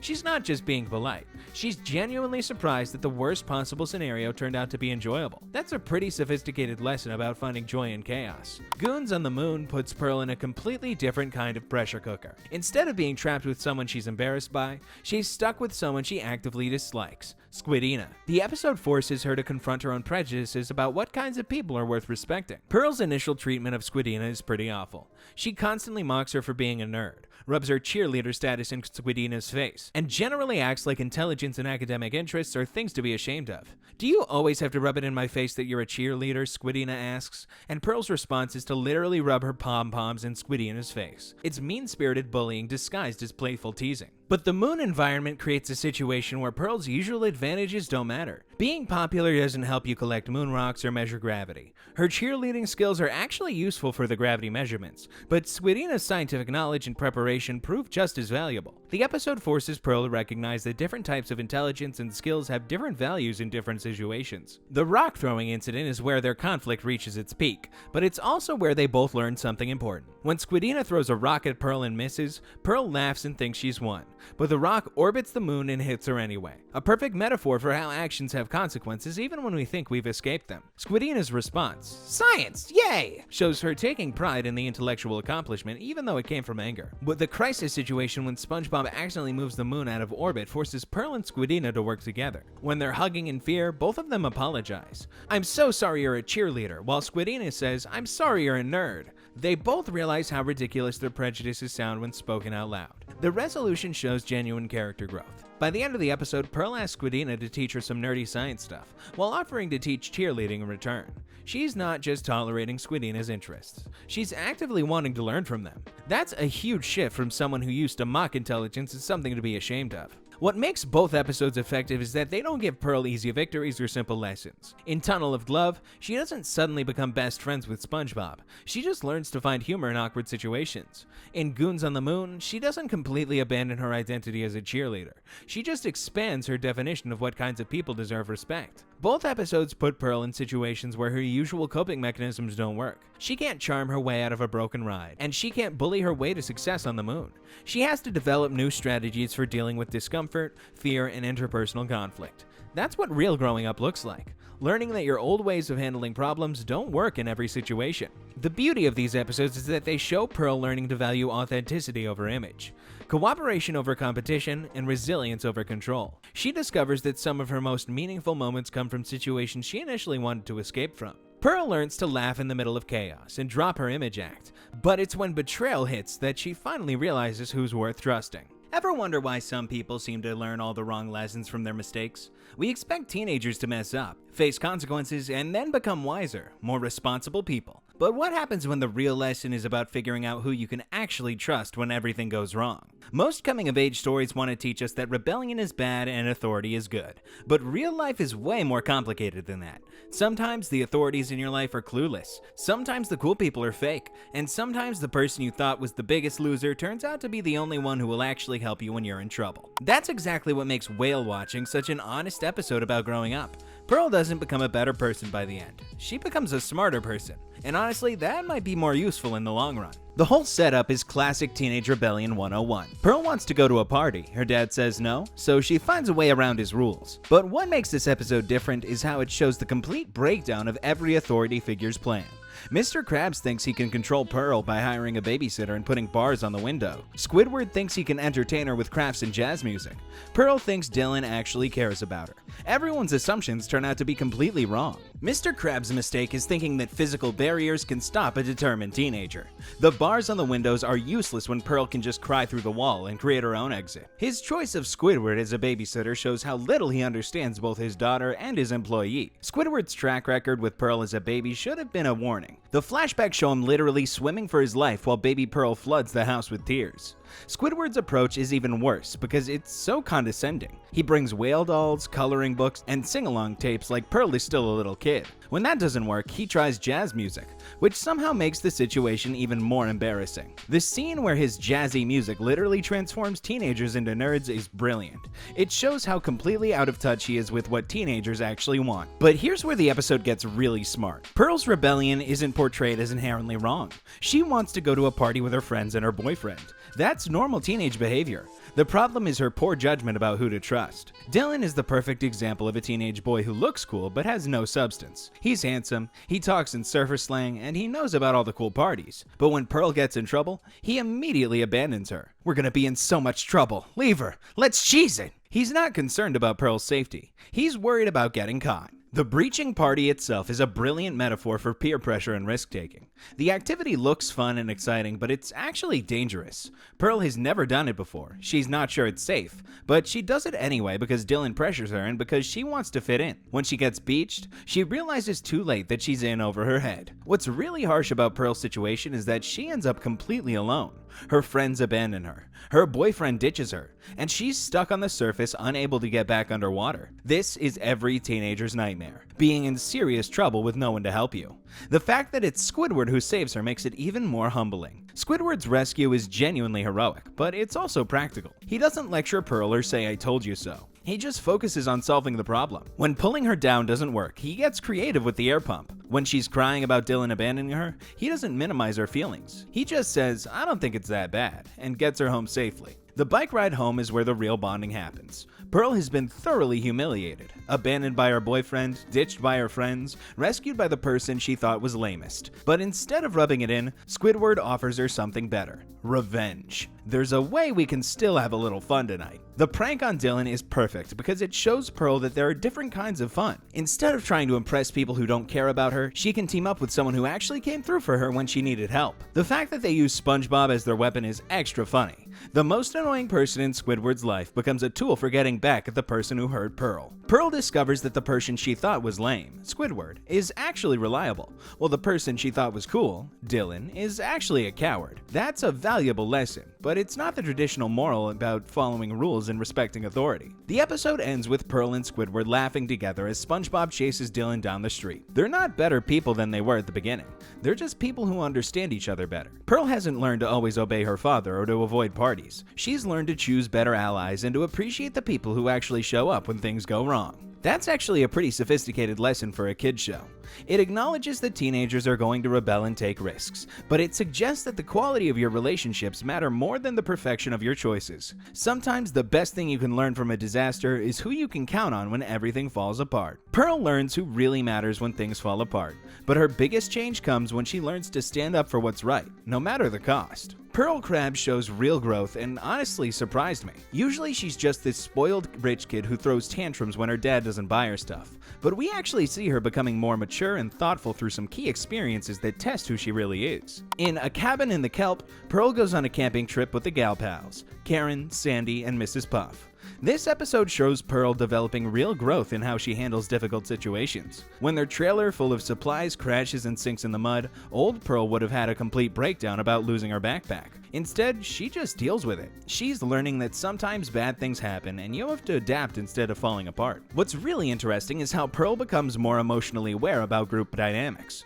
She's not trying to be the center of attention or making everything about her problems. When the other women tell scary stories to prank her, Pearl falls for it at first, but then laughs along instead of getting mad. She's figuring out when something's worth getting upset about and when it's better to just go with the flow. The camping experience forces Pearl to become more self-reliant. She can't just call Mr. Krabs to fix her problems or buy her way out of an uncomfortable situation. She has to figure things out with limited resources and work with people as equals instead of expecting special treatment. That kind of growth only comes from facing real challenges. Upturned Girls shows Pearl developing even deeper insight about relationships and values. She volunteers to show Narlene around the big city, which means taking responsibility for someone else's experience. That's a huge change from someone who usually only thinks about herself. Here's where Pearl really grows as a person. Narlene is everything Pearl normally isn't. She collects gum off the street, breaks expensive doors, and has zero interest in fancy shopping. Everything about Narlene should embarrass Pearl, but Pearl learns to see past surface differences. She recognizes that Narlene's authenticity is more meaningful than trying to fit in. The big test of Pearl's new mindset comes when they meet Lady Upturn, this snooty rich woman who represents everything Pearl used to admire. Lady Upturn starts treating Narlene terribly just because she's different, and Pearl has to choose between social status and doing what's right. Pearl chooses to defend Narlene. She literally calls Lady Upturn a stuck-up snob and stands up for her friend even though it means getting kicked out of the fancy store. That takes guts, realizing that your reputation with shallow people isn't worth betraying someone who trusts you. The really powerful moment is when Pearl throws away her father's diamond credit card to help them escape. She has realized that material things are just objects, but relationships with good people are irreplaceable. That's something most adults never figure out. Pearl gets smart enough to see through the fake glamour of places like Upturn's. She realizes that fancy stores and snooty people aren't actually better than genuine experiences with real friends. The old Pearl would have been impressed by Lady Upturn's wealth and status, but the new Pearl sees right through the superficial nonsense. Her enthusiasm for visiting Narlene's countryside home shows Pearl's becoming more open-minded about different ways of living. She's not just tolerating Narlene's lifestyle, she's genuinely curious about it. Pearl learns that there's value in simplicity and authenticity that you can't buy with money. These experiences help Pearl understand the difference between what society says is important and what's actually important. She stops defining herself by her father's wealth and starts building her own identity based on her choices and relationships. Pearl develops emotional intelligence too. She learns to read situations better and respond appropriately instead of just reacting based on her immediate wants. When Narlene causes chaos at the department store, Pearl doesn't panic or abandon her. She stays calm and figures out solutions. The transformation shows Pearl growing past her old habits. She starts considering how her actions affect other people and making choices based on principles instead of just impulses. That's real maturity that goes way beyond just getting older. The transformation shows Pearl finally learning to think about other people instead of just herself. She stops making everything about her wants and starts considering how her choices affect the people around her.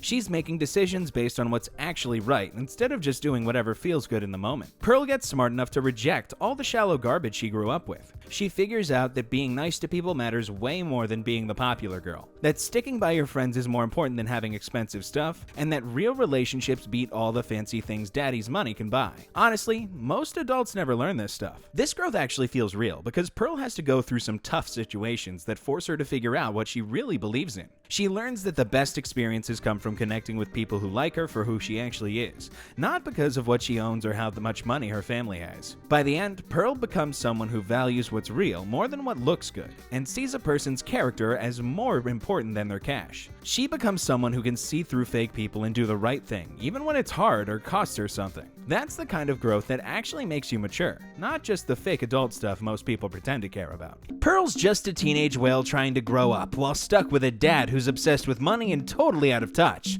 And now we'll talk about Gary, the quietest one in Bikini Bottom, but somehow always the smartest. Gary the snail might look like just a pet, but there's a lot more to him than that. Behind those quiet meows, he's got his own thoughts and his own way of surviving. If we really want to understand Gary, we need to look at the moments where he has to be smart, brave, and strong, even when SpongeBob isn't paying attention. So let's grab some snail bites and see what Gary the snail is all about. But before we start, please remember to subscribe. And now let's get back to Gary. Gary the snail is probably the most underrated character in all of SpongeBob, and I'm tired of people not talking about it. Everyone always focuses on SpongeBob being this happy, innocent guy, but honestly, Gary's the one who really gets things done. He's smart, he's tough, and he doesn't put up with anyone's nonsense, including SpongeBob's. I've been watching these episodes again, and it hit me that Gary's basically the main character of his own story. SpongeBob thinks he's in charge, but Gary's the one making all the real decisions. And when you look at what actually actually happens in Gary Takes a Bath and Have You Seen This Snail, it's pretty clear that Gary knows exactly what he's doing at all times. So, in Gary Takes a Bath, SpongeBob decides it's bath time. But here's the thing, why does SpongeBob get to decide that? Gary's living his life just fine, and suddenly this guy shows up with a bathtub demanding Gary get in. If somebody did that to you, you'd tell them to back off, right? Well, Gary can't talk, so he has to get creative,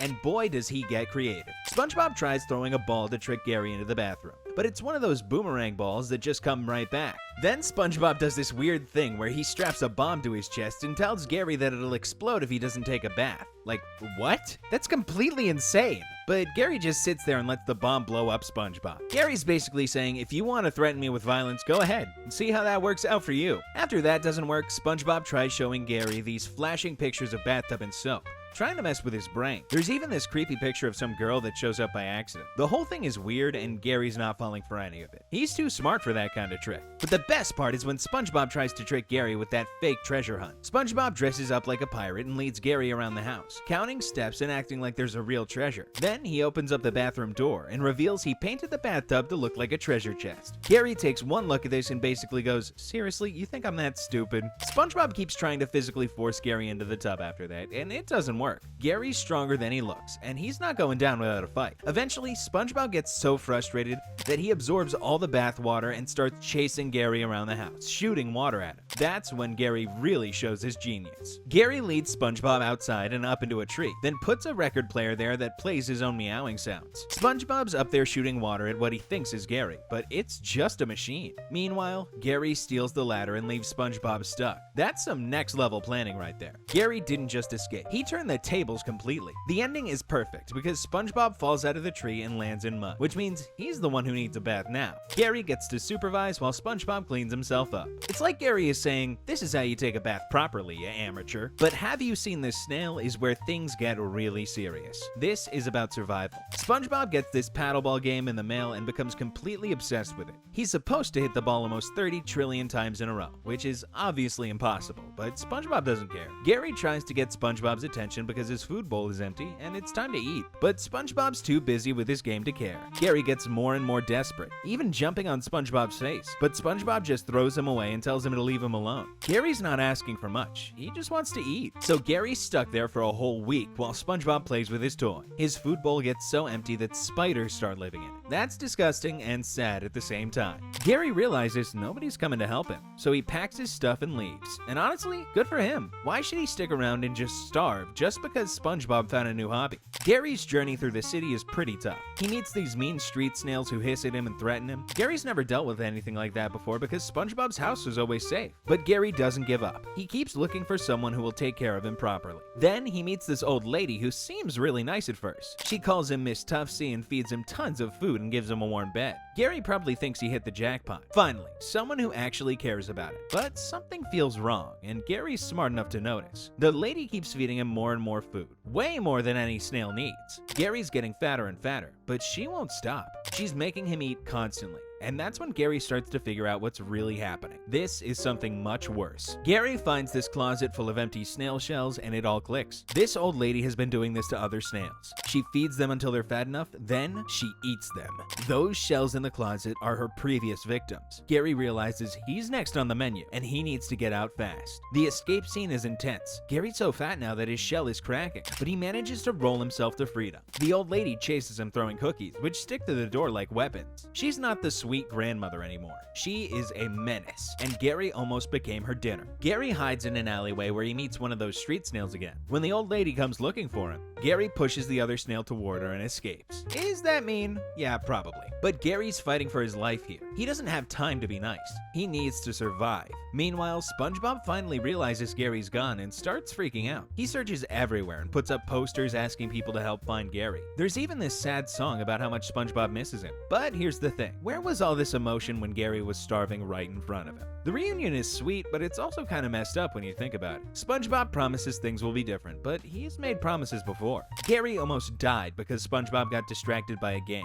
What happens next time SpongeBob finds something more interesting than taking care of his pet? When SpongeBob says Gary must be starving and offers to get him food, Gary makes this tired groaning sound. He just escaped from someone who was force-feeding him to death. The last thing he wants is more food. But SpongeBob doesn't get that because he wasn't there for any of it. Here's what bothers me about these episodes. They show how unfair Gary's life really is. Gary's completely dependent on SpongeBob for everything, but SpongeBob's not very reliable. When SpongeBob decides it's bath time, Gary has to deal with it even though he doesn't want to. When SpongeBob gets distracted, Gary starves. Gary has no control over his own life. And the crazy part is that Gary's clearly the smarter one in the relationship. He's the one solving problems and making plans while SpongeBob just creates chaos. Gary deserves better than this. But he doesn't have many options. Where else is a snail supposed to go? He tried finding a new home and almost got eaten. The fact that Gary keeps coming back to SpongeBob says something pretty sad about having nowhere else to turn. Sure, SpongeBob means well most of the time, but meaning well isn't enough when someone's life depends on you. Gary's stuck with an owner who forgets he exists whenever something shiny comes along. What makes Gary amazing is how he handles all this unfairness. He doesn't just give up or become mean. He stays clever and finds ways to take care of himself. When SpongeBob tries to force him into a bath, Gary outsmarts him. When SpongeBob neglects him, Gary finds his own solution. When a crazy lady tries to eat him, Gary figures out how to escape. Gary's basically raising himself while pretending to be SpongeBob's pet. He's the responsible one, the smart one, and the one who actually gets things done. SpongeBob might think he's the owner, but Gary's really the one running the show. And honestly, that's probably for the best. Gary shows he's smart and strong when he has to be. But next, we see just how tricky and selfish he can really get. You know what really bugs me about Gary the Snail? Everyone thinks he's this innocent, sweet little pet who just wants to be loved. But when you actually watch Dumped and Gary and Spot, it becomes pretty clear that Gary's way more complicated than that. He's making deliberate choices about who he wants to be around and why. And honestly, some of those choices are pretty messed up. I've been thinking about these episodes a lot lately, and it hit me that Gary's basically living a double life. During the day, he plays the role of SpongeBob's cute pet, but at night, when other opportunities come up, he shows his true colors. And those true colors aren't nearly as innocent as people think. The whole thing with Dumped really shows you what Gary's actually like when he wants something. Everyone acts like it's this cute episode about pet jealousy, but it's actually showing us something way darker about Gary's character. Gary's playing tag with SpongeBob when Patrick joins in, and suddenly Gary's all over Patrick like he's never seen another person before.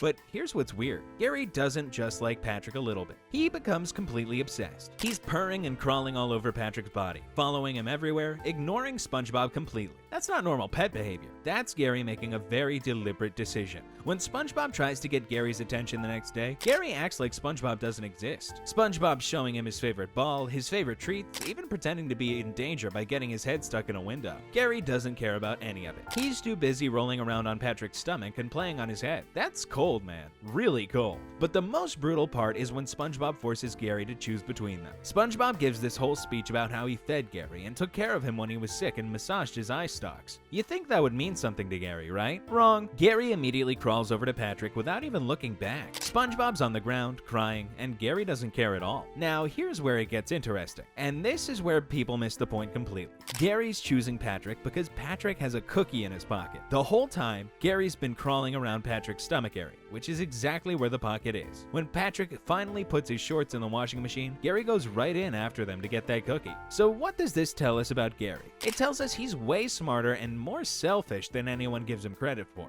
Gary figured out Patrick had food, and he was willing to completely destroy SpongeBob emotionally just to get it. He let SpongeBob cry and beg and offer him anything he wanted, all while knowing he was just going to take the cookie and leave Patrick hanging too. And that's exactly what happens. The second Gary eats the cookie, he goes right back to SpongeBob like nothing happened. Patrick's left there asking, "I thought what we had was special," and Gary doesn't even look at him. Gary got what he wanted, and now Patrick's useless to him. The really messed up part is that SpongeBob just accepts this. He's so happy to have Gary back that he doesn't even question what just happened. Gary basically cheated on him for food and then came back when he was done, and SpongeBob acts like it's no big deal. That's not a healthy relationship. That's Gary training SpongeBob to accept being treated badly. But then, Gary and Spot shows us a completely different side of Gary. and honestly, it makes him even more complex and kind of scary. This episode reveals that Gary has this whole secret life that SpongeBob knows nothing about. Every night, Gary sneaks out to hang out with Spot, Plankton's pet. Gary and Spot break into the Krusty Krab and trash the place just to get food. They party with a bunch of other animals in some abandoned ship. Gary's basically running with a gang of street animals, and SpongeBob has no idea. When animal control shows up, Gary and his crew fight back and cause chaos all over town. The crazy part is how good Gary is at this criminal lifestyle. When Spot gets them caught because he's barking too loud, Gary covers his mouth and comes up with a plan to sneak him out. When they need to break into the animal shelter, Gary makes a key out of his own slime. When their friends get captured, Gary organizes a whole rescue mission. But here's what's really wild about Gary in this episode. He shows more loyalty to Spot and these random street animals than he ever shows to SpongeBob. When their friends get captured, Gary risks everything to save them. He breaks into a government building, fights animal control, and even helps set up this weird wedding thing with the slime woman. Gary will do anything for these animals he barely knows, but in Dumped, he was ready to abandon SpongeBob for a cookie. So what's going on here? Why is Gary so different in these episodes? I think it's because Gary only respects people who don't try to control him. SpongeBob treats Gary like a pet. He expects Gary to come when called, eat when told, take baths when ordered. But Spot treats Gary like an equal. They're partners in crime, not owner and pet. The street animals don't expect Gary to be cute or obedient. They accept him as he really is, smart, tough, and kinda ruthless. When Gary's with them, he doesn't have to pretend to be some innocent pet. He could be himself. What's really interesting is how Gary learns from Spot throughout their adventures. Spot might seem dumb, but he's actually teaching Gary important lessons about loyalty and teamwork. When they're breaking into places or escaping from animal control, they work together perfectly. Spot covers for Gary's mistakes, and Gary protects Spot when he gets too excited. The rescue mission at the animal shelter really shows how much Gary's grown from being around Spot and the other animals. Gary could have just saved Spot and left everyone else behind, but instead he organizes this whole operation to free everyone. That takes leadership skills and genuine care for others. But again, he only shows this side of himself when he's away from SpongeBob. These episodes prove that Gary's not some simple pet who doesn't understand what's happening around him. Gary understands everything perfectly. He knows exactly how his actions affect other people, and he chooses to be selfish anyway. When it benefits him to hurt SpongeBob's feelings, he does it. When it benefits him to help stranger animals, he does that too. The real controversial take here is that Gary might actually be the villain of his own story. He's manipulative, dishonest, and only cares about other people when they can do something for him. Sure, he's cute and small, but that doesn't make him innocent. Gary's basically a sociopath who happens to be a snail. In Gary and Spot, Gary does sneak out every night to hang out with his secret friend Spot. And yeah, they break into the Krusty Krab and make a huge mess eating all the food. They also party with street animals in an abandoned ship. But calling Gary a criminal might be going too far. He's more like a rebellious teenager sneaking out to have fun with friends his parents wouldn't approve of. The really messed up part is the lying.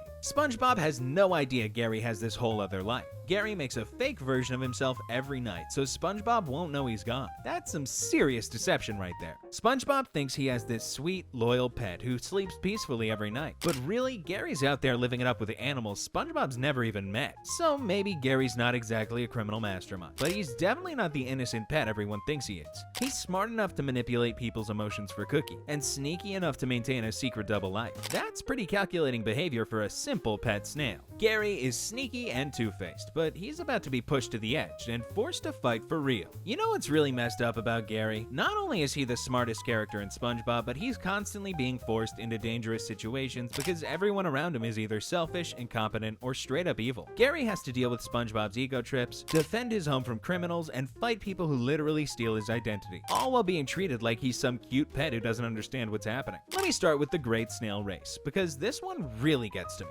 SpongeBob hears that Squidward has this fancy purebred snail named Snelly, and instead of just being happy for his neighbor, SpongeBob gets all competitive and decides Gary needs to be in this race too. But here's the thing, Gary never asked to be in any race. Gary was perfectly happy watching TV and living his normal life. What SpongeBob does to Gary in this episode is straight up abuse, and nobody talks about it enough. SpongeBob forces Gary to drink this gross protein shake with nails in it. Nails! He makes Gary run around all day and night without any breaks. Gary's clearly exhausted, but SpongeBob keeps pushing him harder and harder. When they get to the race, Gary can barely move. His eyes explode. His shell breaks open like a car engine, and he literally catches on fire and crashes into a wall. And you know what the worst part is? Gary keeps going anyway. Even after SpongeBob tells him he can stop, Gary pushes himself until he completely breaks down. That's not determination. That's what happens when someone's been trained to think they have to keep performing no matter how much it hurts them. Gary's been conditioned to believe that SpongeBob's approval is more important than his own safety. The ending where Snelly falls in love with Gary is supposed to be sweet, but think about what really happened here. Gary almost died trying to win some stupid race that meant nothing to him, and his reward is a girlfriend? That's messed up. Gary should have gotten an apology and maybe some therapy, not a romantic subplot. But then Pineapple Invasion shows us a completely different side of Gary, and honestly, this is where things get interesting. When Plankton tries to break into SpongeBob's house to steal the secret formula, Gary becomes this incredible defender. He's not the helpless victim from the racing episode anymore. He's smart, he's tough, and he's not taking any nonsense from anybody. Gary sees right through Plankton's disguises immediately. When Plankton shows up as a salesman, Gary slams the door in his face. When he comes back dressed as a Girl Scout, Gary just moves the whole couch outside with Plankton on it. That's cold and efficient. Gary's not wasting time with explanations or warning. He's just getting rid of the problem. The real impressive part is when Plankton actually gets inside the house. Gary sets up this elaborate trap system that's like something out of a cartoon, which makes sense because it's a cartoon. He's got slime on the stairs, a record player, glue, a bowling ball. Gary turned his own home into a fortress, and he did it all by himself. When Plankton tries to hide in Gary's shell, Gary chases him around his own body. That takes some serious multitasking skill. What's wild about this episode is that Gary's protecting the secret formula, but SpongeBob left it sitting on top of the TV the whole time. Gary's fighting this whole battle while the thing he's supposed to be protecting is just sitting there in plain sight. But Gary doesn't know that, so he's risking everything to keep Plankton away from what he thinks is his job. Shellback shenanigans is where things get really twisted though. Plankton tricks Gary into leaving his shell behind and uses it to impersonate Gary. This is like someone stealing your house and wearing your clothes while pretending to be you. That's seriously messed up. Gary falls for Plankton's vacation scam at first, which shows he's not perfect. He wants to go to this fancy snail resort, so he hands over his shell and leaves. But when Gary sees Plankton pretending to be him, he gets off that bus immediately and comes back to handle business. Gary doesn't call for help or wait for SpongeBob to figure it out. He takes care of the problem himself. The fight scene between Gary and Plankton is brutal. Gary beats Plankton so badly that Mr. Krabs decides to hire Gary as a bouncer. When Plankton comes back in another disguise, Gary growls at him and Plankton runs away screaming. Gary's reputation is so scary now that just looking at him makes Plankton panic. But here's what's really interesting about Gary's story. It shows him learning to stand up for himself. In the Great Snail Race, Gary almost dies trying to please SpongeBob. But by Pineapple Invasion and Shellback shenanigans, Gary's not taking orders from anybody. He's making his own decisions about who gets into this house and who deserves to get beaten up. The progression is actually pretty dark when you think about it. Gary starts as this obedient pet who'll do anything his owner wants, even if it hurts him. But then he realizes that sometimes the people who are supposed to protect you aren't paying attention, and you have to protect yourself. Gary learns that he can't trust other people to keep him safe, so he becomes dangerous himself. This whole arc basically shows Gary's transformation from prey to predator. Sure, he's still cute and small, but now he's also someone who can set elaborate traps and beat up intruders. Gary's not just SpongeBob's pet anymore. He's his own person with his own agenda. And honestly, good for him. After what SpongeBob put him through in that race, Gary deserves to be a little scary. The controversial take here is that Gary's character development is actually pretty realistic. When you get pushed around enough, you either break completely or you learn to push back. Gary chose to push back, and now he's someone you don't want to mess with. Gary learns to stand up for himself, but he's about to face a town that wants to hunt him down. But before I tell you about that crazy episode, make sure to subscribe. Gary's biggest nightmare is the people who are supposed to take care about him turning into a bloodthirsty mob. Once Bitten takes a simple problem that should be solved in 5 seconds and turns it into Gary's worst day ever. All because nobody bothers to actually look at what's wrong before jumping to crazy conclusions. Let's talk about what actually happens in this episode, because it's way more disturbing than people realize. Squidward decides to build this cheap wooden fence around his house to keep Gary out of his yard.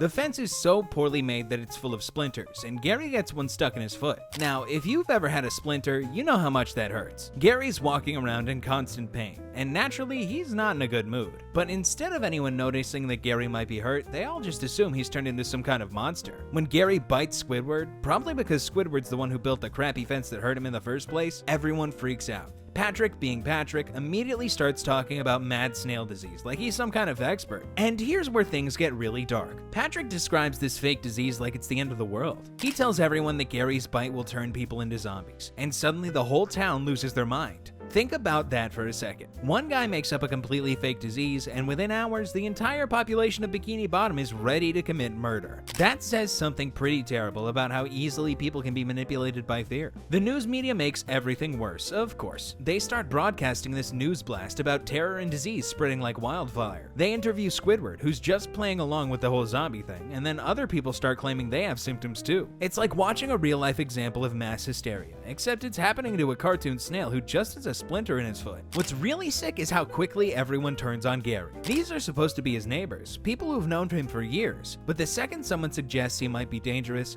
they're ready to hunt him down with nets and torches. Gary's been living peacefully in this town his whole life, and now suddenly he's public enemy number one because he's in pain and acting cranky. The worst part is how they treat SpongeBob. When SpongeBob tries to defend Gary, they act like he's the crazy one. SpongeBob knows Gary better than anyone, and he's trying to tell them that something's wrong. Not that Gary's turned evil, but nobody listens to him. They're too busy being scared of their own shadows to actually think about what's happening. Then Gary bites SpongeBob, and even SpongeBob starts to doubt him for a minute. That moment where SpongeBob looks at his bitten hand and says, "Gary, how could you?" is heartbreaking. Gary's best friend, the one person who should understand him, starts to believe the lies too. Gary must have felt completely alone in that moment. The mob scene at the Krusty Krab is absolutely terrifying. All these adults with weapons demanding that SpongeBob hand over Gary so they can kill him. They're talking about stopping the madness and ending the disease, but really they're just a mob going after an innocent animal who's hurt and scared. SpongeBob has to physically protect Gary from people who want to murder him based on a made-up story. When Dr. Gilliam finally shows up and explains that mad snail disease doesn't exist, everyone just goes back to normal, like nothing happened. They were ready to kill Gary 5 minutes ago, but now that a doctor told them it was all fake, they're perfectly fine. Nobody apologizes to Gary. Nobody feels bad about what they almost did. They just move on like Gary's suffering didn't matter. The doctor finds the splinter in Gary's foot and removes it, and suddenly Gary's back to his normal sweet self. That tiny piece of wood was causing all his pain and anger. If someone had just looked at Gary properly instead of assuming he was diseased, they would have solved the whole problem in seconds. But instead, Gary had to go through hours of being hunted and hated while he was already in pain. The ending where Gary bites Mr. Krabs for no reason is supposed to be funny, but it's actually pretty sad. Gary's learned that people around him will turn on him the second things get weird. He's probably thinking, if they're going to treat me like a monster anyway, now why not act like one?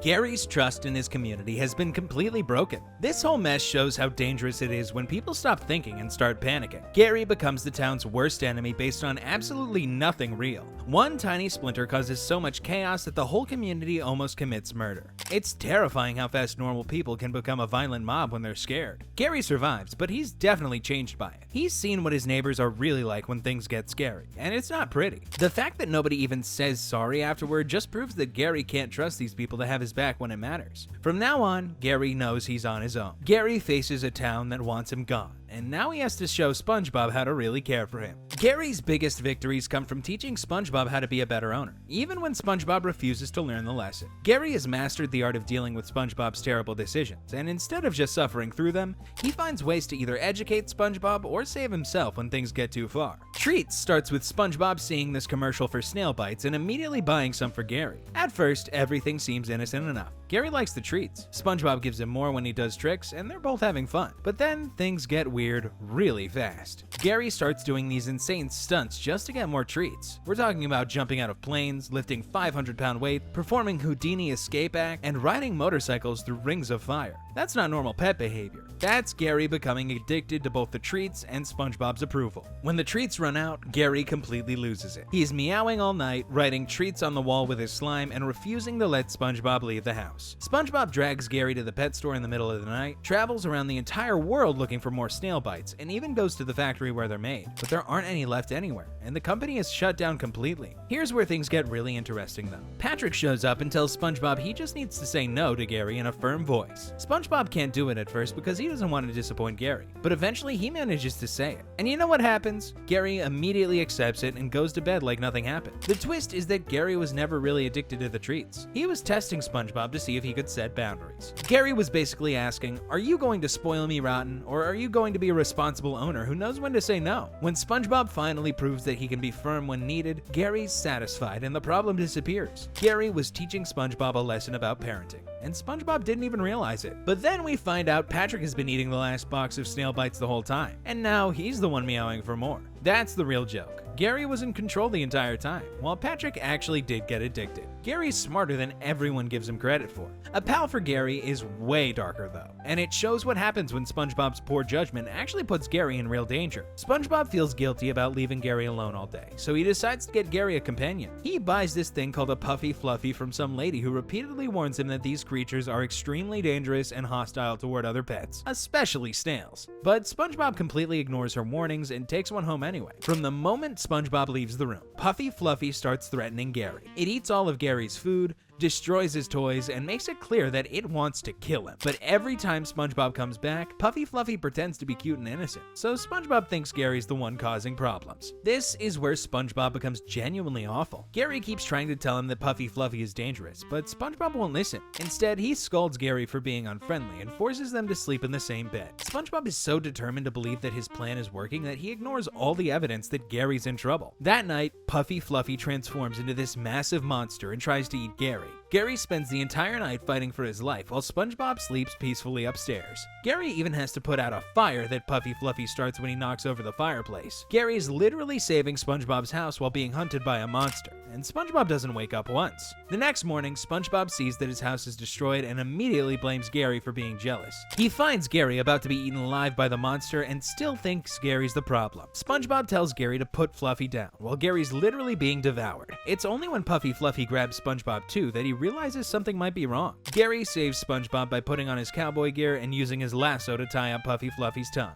forcing the monster to run away. Gary just saved both their lives, and SpongeBob's response is to ask Gary, "What do you have to say for yourself?" Like it's still Gary's fault somehow. The ending is supposed to be happy because SpongeBob takes Gary to work with him so he won't be lonely anymore. But really, it's just SpongeBob avoiding the real problem. He never apologizes to Gary, never admits he was wrong, and never learns to listen when Gary tries to warn him about danger. What's really messed up about these situations is how they show the power dynamic between Gary and SpongeBob.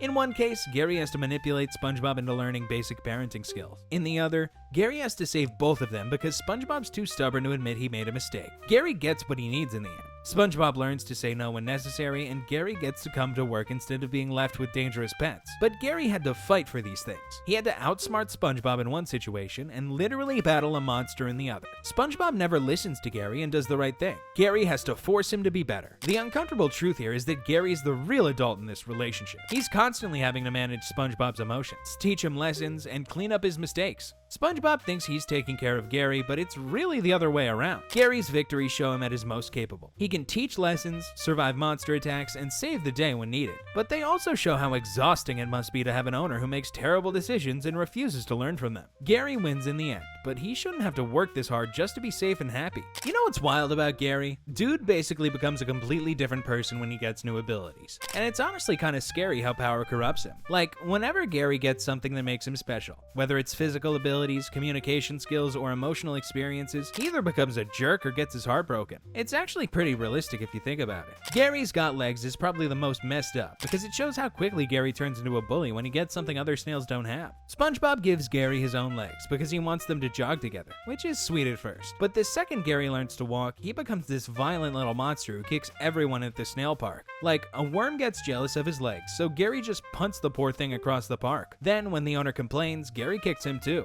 Pretty soon, Gary's just beating up random people for no reason. That's honestly terrifying behavior. Gary went from being a peaceful pet to someone who uses violence to solve problems just because he suddenly had the ability to hurt people. It's like watching someone get a little bit of power and immediately becoming a tyrant. And SpongeBob just stands there like, "Oh, Gary, you're so excited about your new legs," while Gary's literally attacking innocent bystanders. But then it gets even weirder, because Gary can't open doors without arms, so SpongeBob gives him arms too. Now Gary starts treating SpongeBob like a helpless baby. He carries him everywhere, feeds him by hand, basically does everything for him. SpongeBob thinks this is great because he's being pampered, but after a weekend of this, SpongeBob can't even crawl because his muscles have completely atrophied. Meanwhile, Gary goes to SpongeBob's job and starts cooking Krabby Patties, but he's getting slime all over them. Gary's basically trying to replace SpongeBob in every aspect of his life. When Mr. Krabs checks on them, SpongeBob is turned into a snail and Gary's acting like SpongeBob. They've completely switched personalities, which is genuinely disturbing. The whole thing is like a horror story about codependency. Gary becomes so controlling that he literally destroys SpongeBob, and SpongeBob becomes so dependent that he loses his basic human functions. It's only when Mr. Krabs cuts off Gary's limbs that things go back to normal. But even then, they end up sleeping in each other's beds, so they're still weirdly obsessed with each other. Chatterbox Gary is fascinating because it shows what Gary really thinks about everyone, and honestly, Gary's kind of a savage. SpongeBob buys Gary this translation collar so he can finally understand what Gary is saying, and Gary immediately starts roasting people. He calls Patrick Stinky Man, and Sandy Hairy Astronaut Lady, which is kinda rude, but also kinda funny. But when they visit Squidward, Gary goes absolutely brutal. He tears apart Squidward's art, calling it unsophisticated and tacky. He mocks Squidward's meditation videos, saying they don't require any brain. Gary's basically giving Squidward a full psychological evaluation, and it's all negative. SpongeBob's just standing there taking notes like this is normal behavior. That's what gets me though. Gary's not wrong about most of this stuff. Squidward's art really isn't that good, and those meditation videos are pretty dumb. But there's a difference between being honest and being cruel, and Gary crosses that line pretty hard. Just because you can say something doesn't mean that you should. Squidward gets so mad that he sneaks into their house and switches Gary's collar with a fake one he can control. Then he starts making these insane demands through the fake Gary collar. Getting water at 3 a.m., going to the park in the middle of the night, moving the whole house to a different location. SpongeBob's so desperate to make Gary happy that he does all of it, even when it's obviously unreasonable. The house ends up rolling off a cliff and SpongeBob becomes homeless. Gary figures out Squidward's been messing with them and gets revenge by shoving the fake collar down Squidward's throat. Now Squidward can only meow and gets chased by angry worms who thinks he's one of them. The whole thing shows how dangerous communication can be when it's used to manipulate each other. Gary was brutally honest when he could talk, which hurt people's feelings. Neither approach was healthy. Gary in Love is probably the most relatable because it's about Gary getting his heart broken, which happens to everyone. Gary falls for this snail named Mary at the park, but she's got a boyfriend who's basically a snail gang leader. The boyfriend threatens Gary to stay away, but Mary seems more interested in Gary anyway. Gary becomes completely obsessed with Mary and sneaks out to find her. SpongeBob thinks Gary's been kidnapped because he finds a drawing of Mary and assumes it's a ransom note. Meanwhile, Gary's having this whole adventure trying to track down Mary while being hunted by her psycho ex-boyfriend and his gang. Gary finds Mary but gets mistaken for a stray and put up for sale at a pet store. The gang members trash the store looking for Gary but accidentally release this vicious attack dog that mauls them. Gary escapes and manages to jump into Mary's car, thinking he's finally going to get his happy ending. But then, and this is the cruel twist, it turns out the soap opera Gary was watching at the beginning is actually real life. Mary's owner gets reunited with her long-lost love, who just happens to have this super handsome snail named Billy. Mary takes one look at Billy and immediately forgets all about Gary. That's honestly devastating. Gary went through all this danger and effort to find Mary, and she drops him the second someone better looking shows up. It's like getting dumped for someone richer or more attractive. It happens all the time, but it never stops hurting. The only good thing is that Mary's ex-boyfriend ends up feeling bad for Gary and offers to take him out for food. Gary makes a friend out of his former enemy, which is actually pretty sweet. Sometimes the people who understand your pain the best are the ones who've been through similar experiences. What's really interesting about all these situations is how they show Gary dealing with major changes to his identity. When Gary gets legs, he becomes violent and controlling. When Gary gets a voice, he becomes honest to the point of cruelty. When Gary experiences love, he becomes obsessive and gets his heart broken. None of these new abilities make Gary happier in the long run. The legs make him aggressive, the voice gets him in trouble, and the love just causes him pain. But going through these experiences teaches Gary important lessons about power, communication, and relationships. The fact that Gary always returns to being a regular snail suggests that maybe he's better off just being himself. Gary doesn't need special abilities to be worthy of love and friendship, but having those experiences, even the painful ones, help him grow as a character.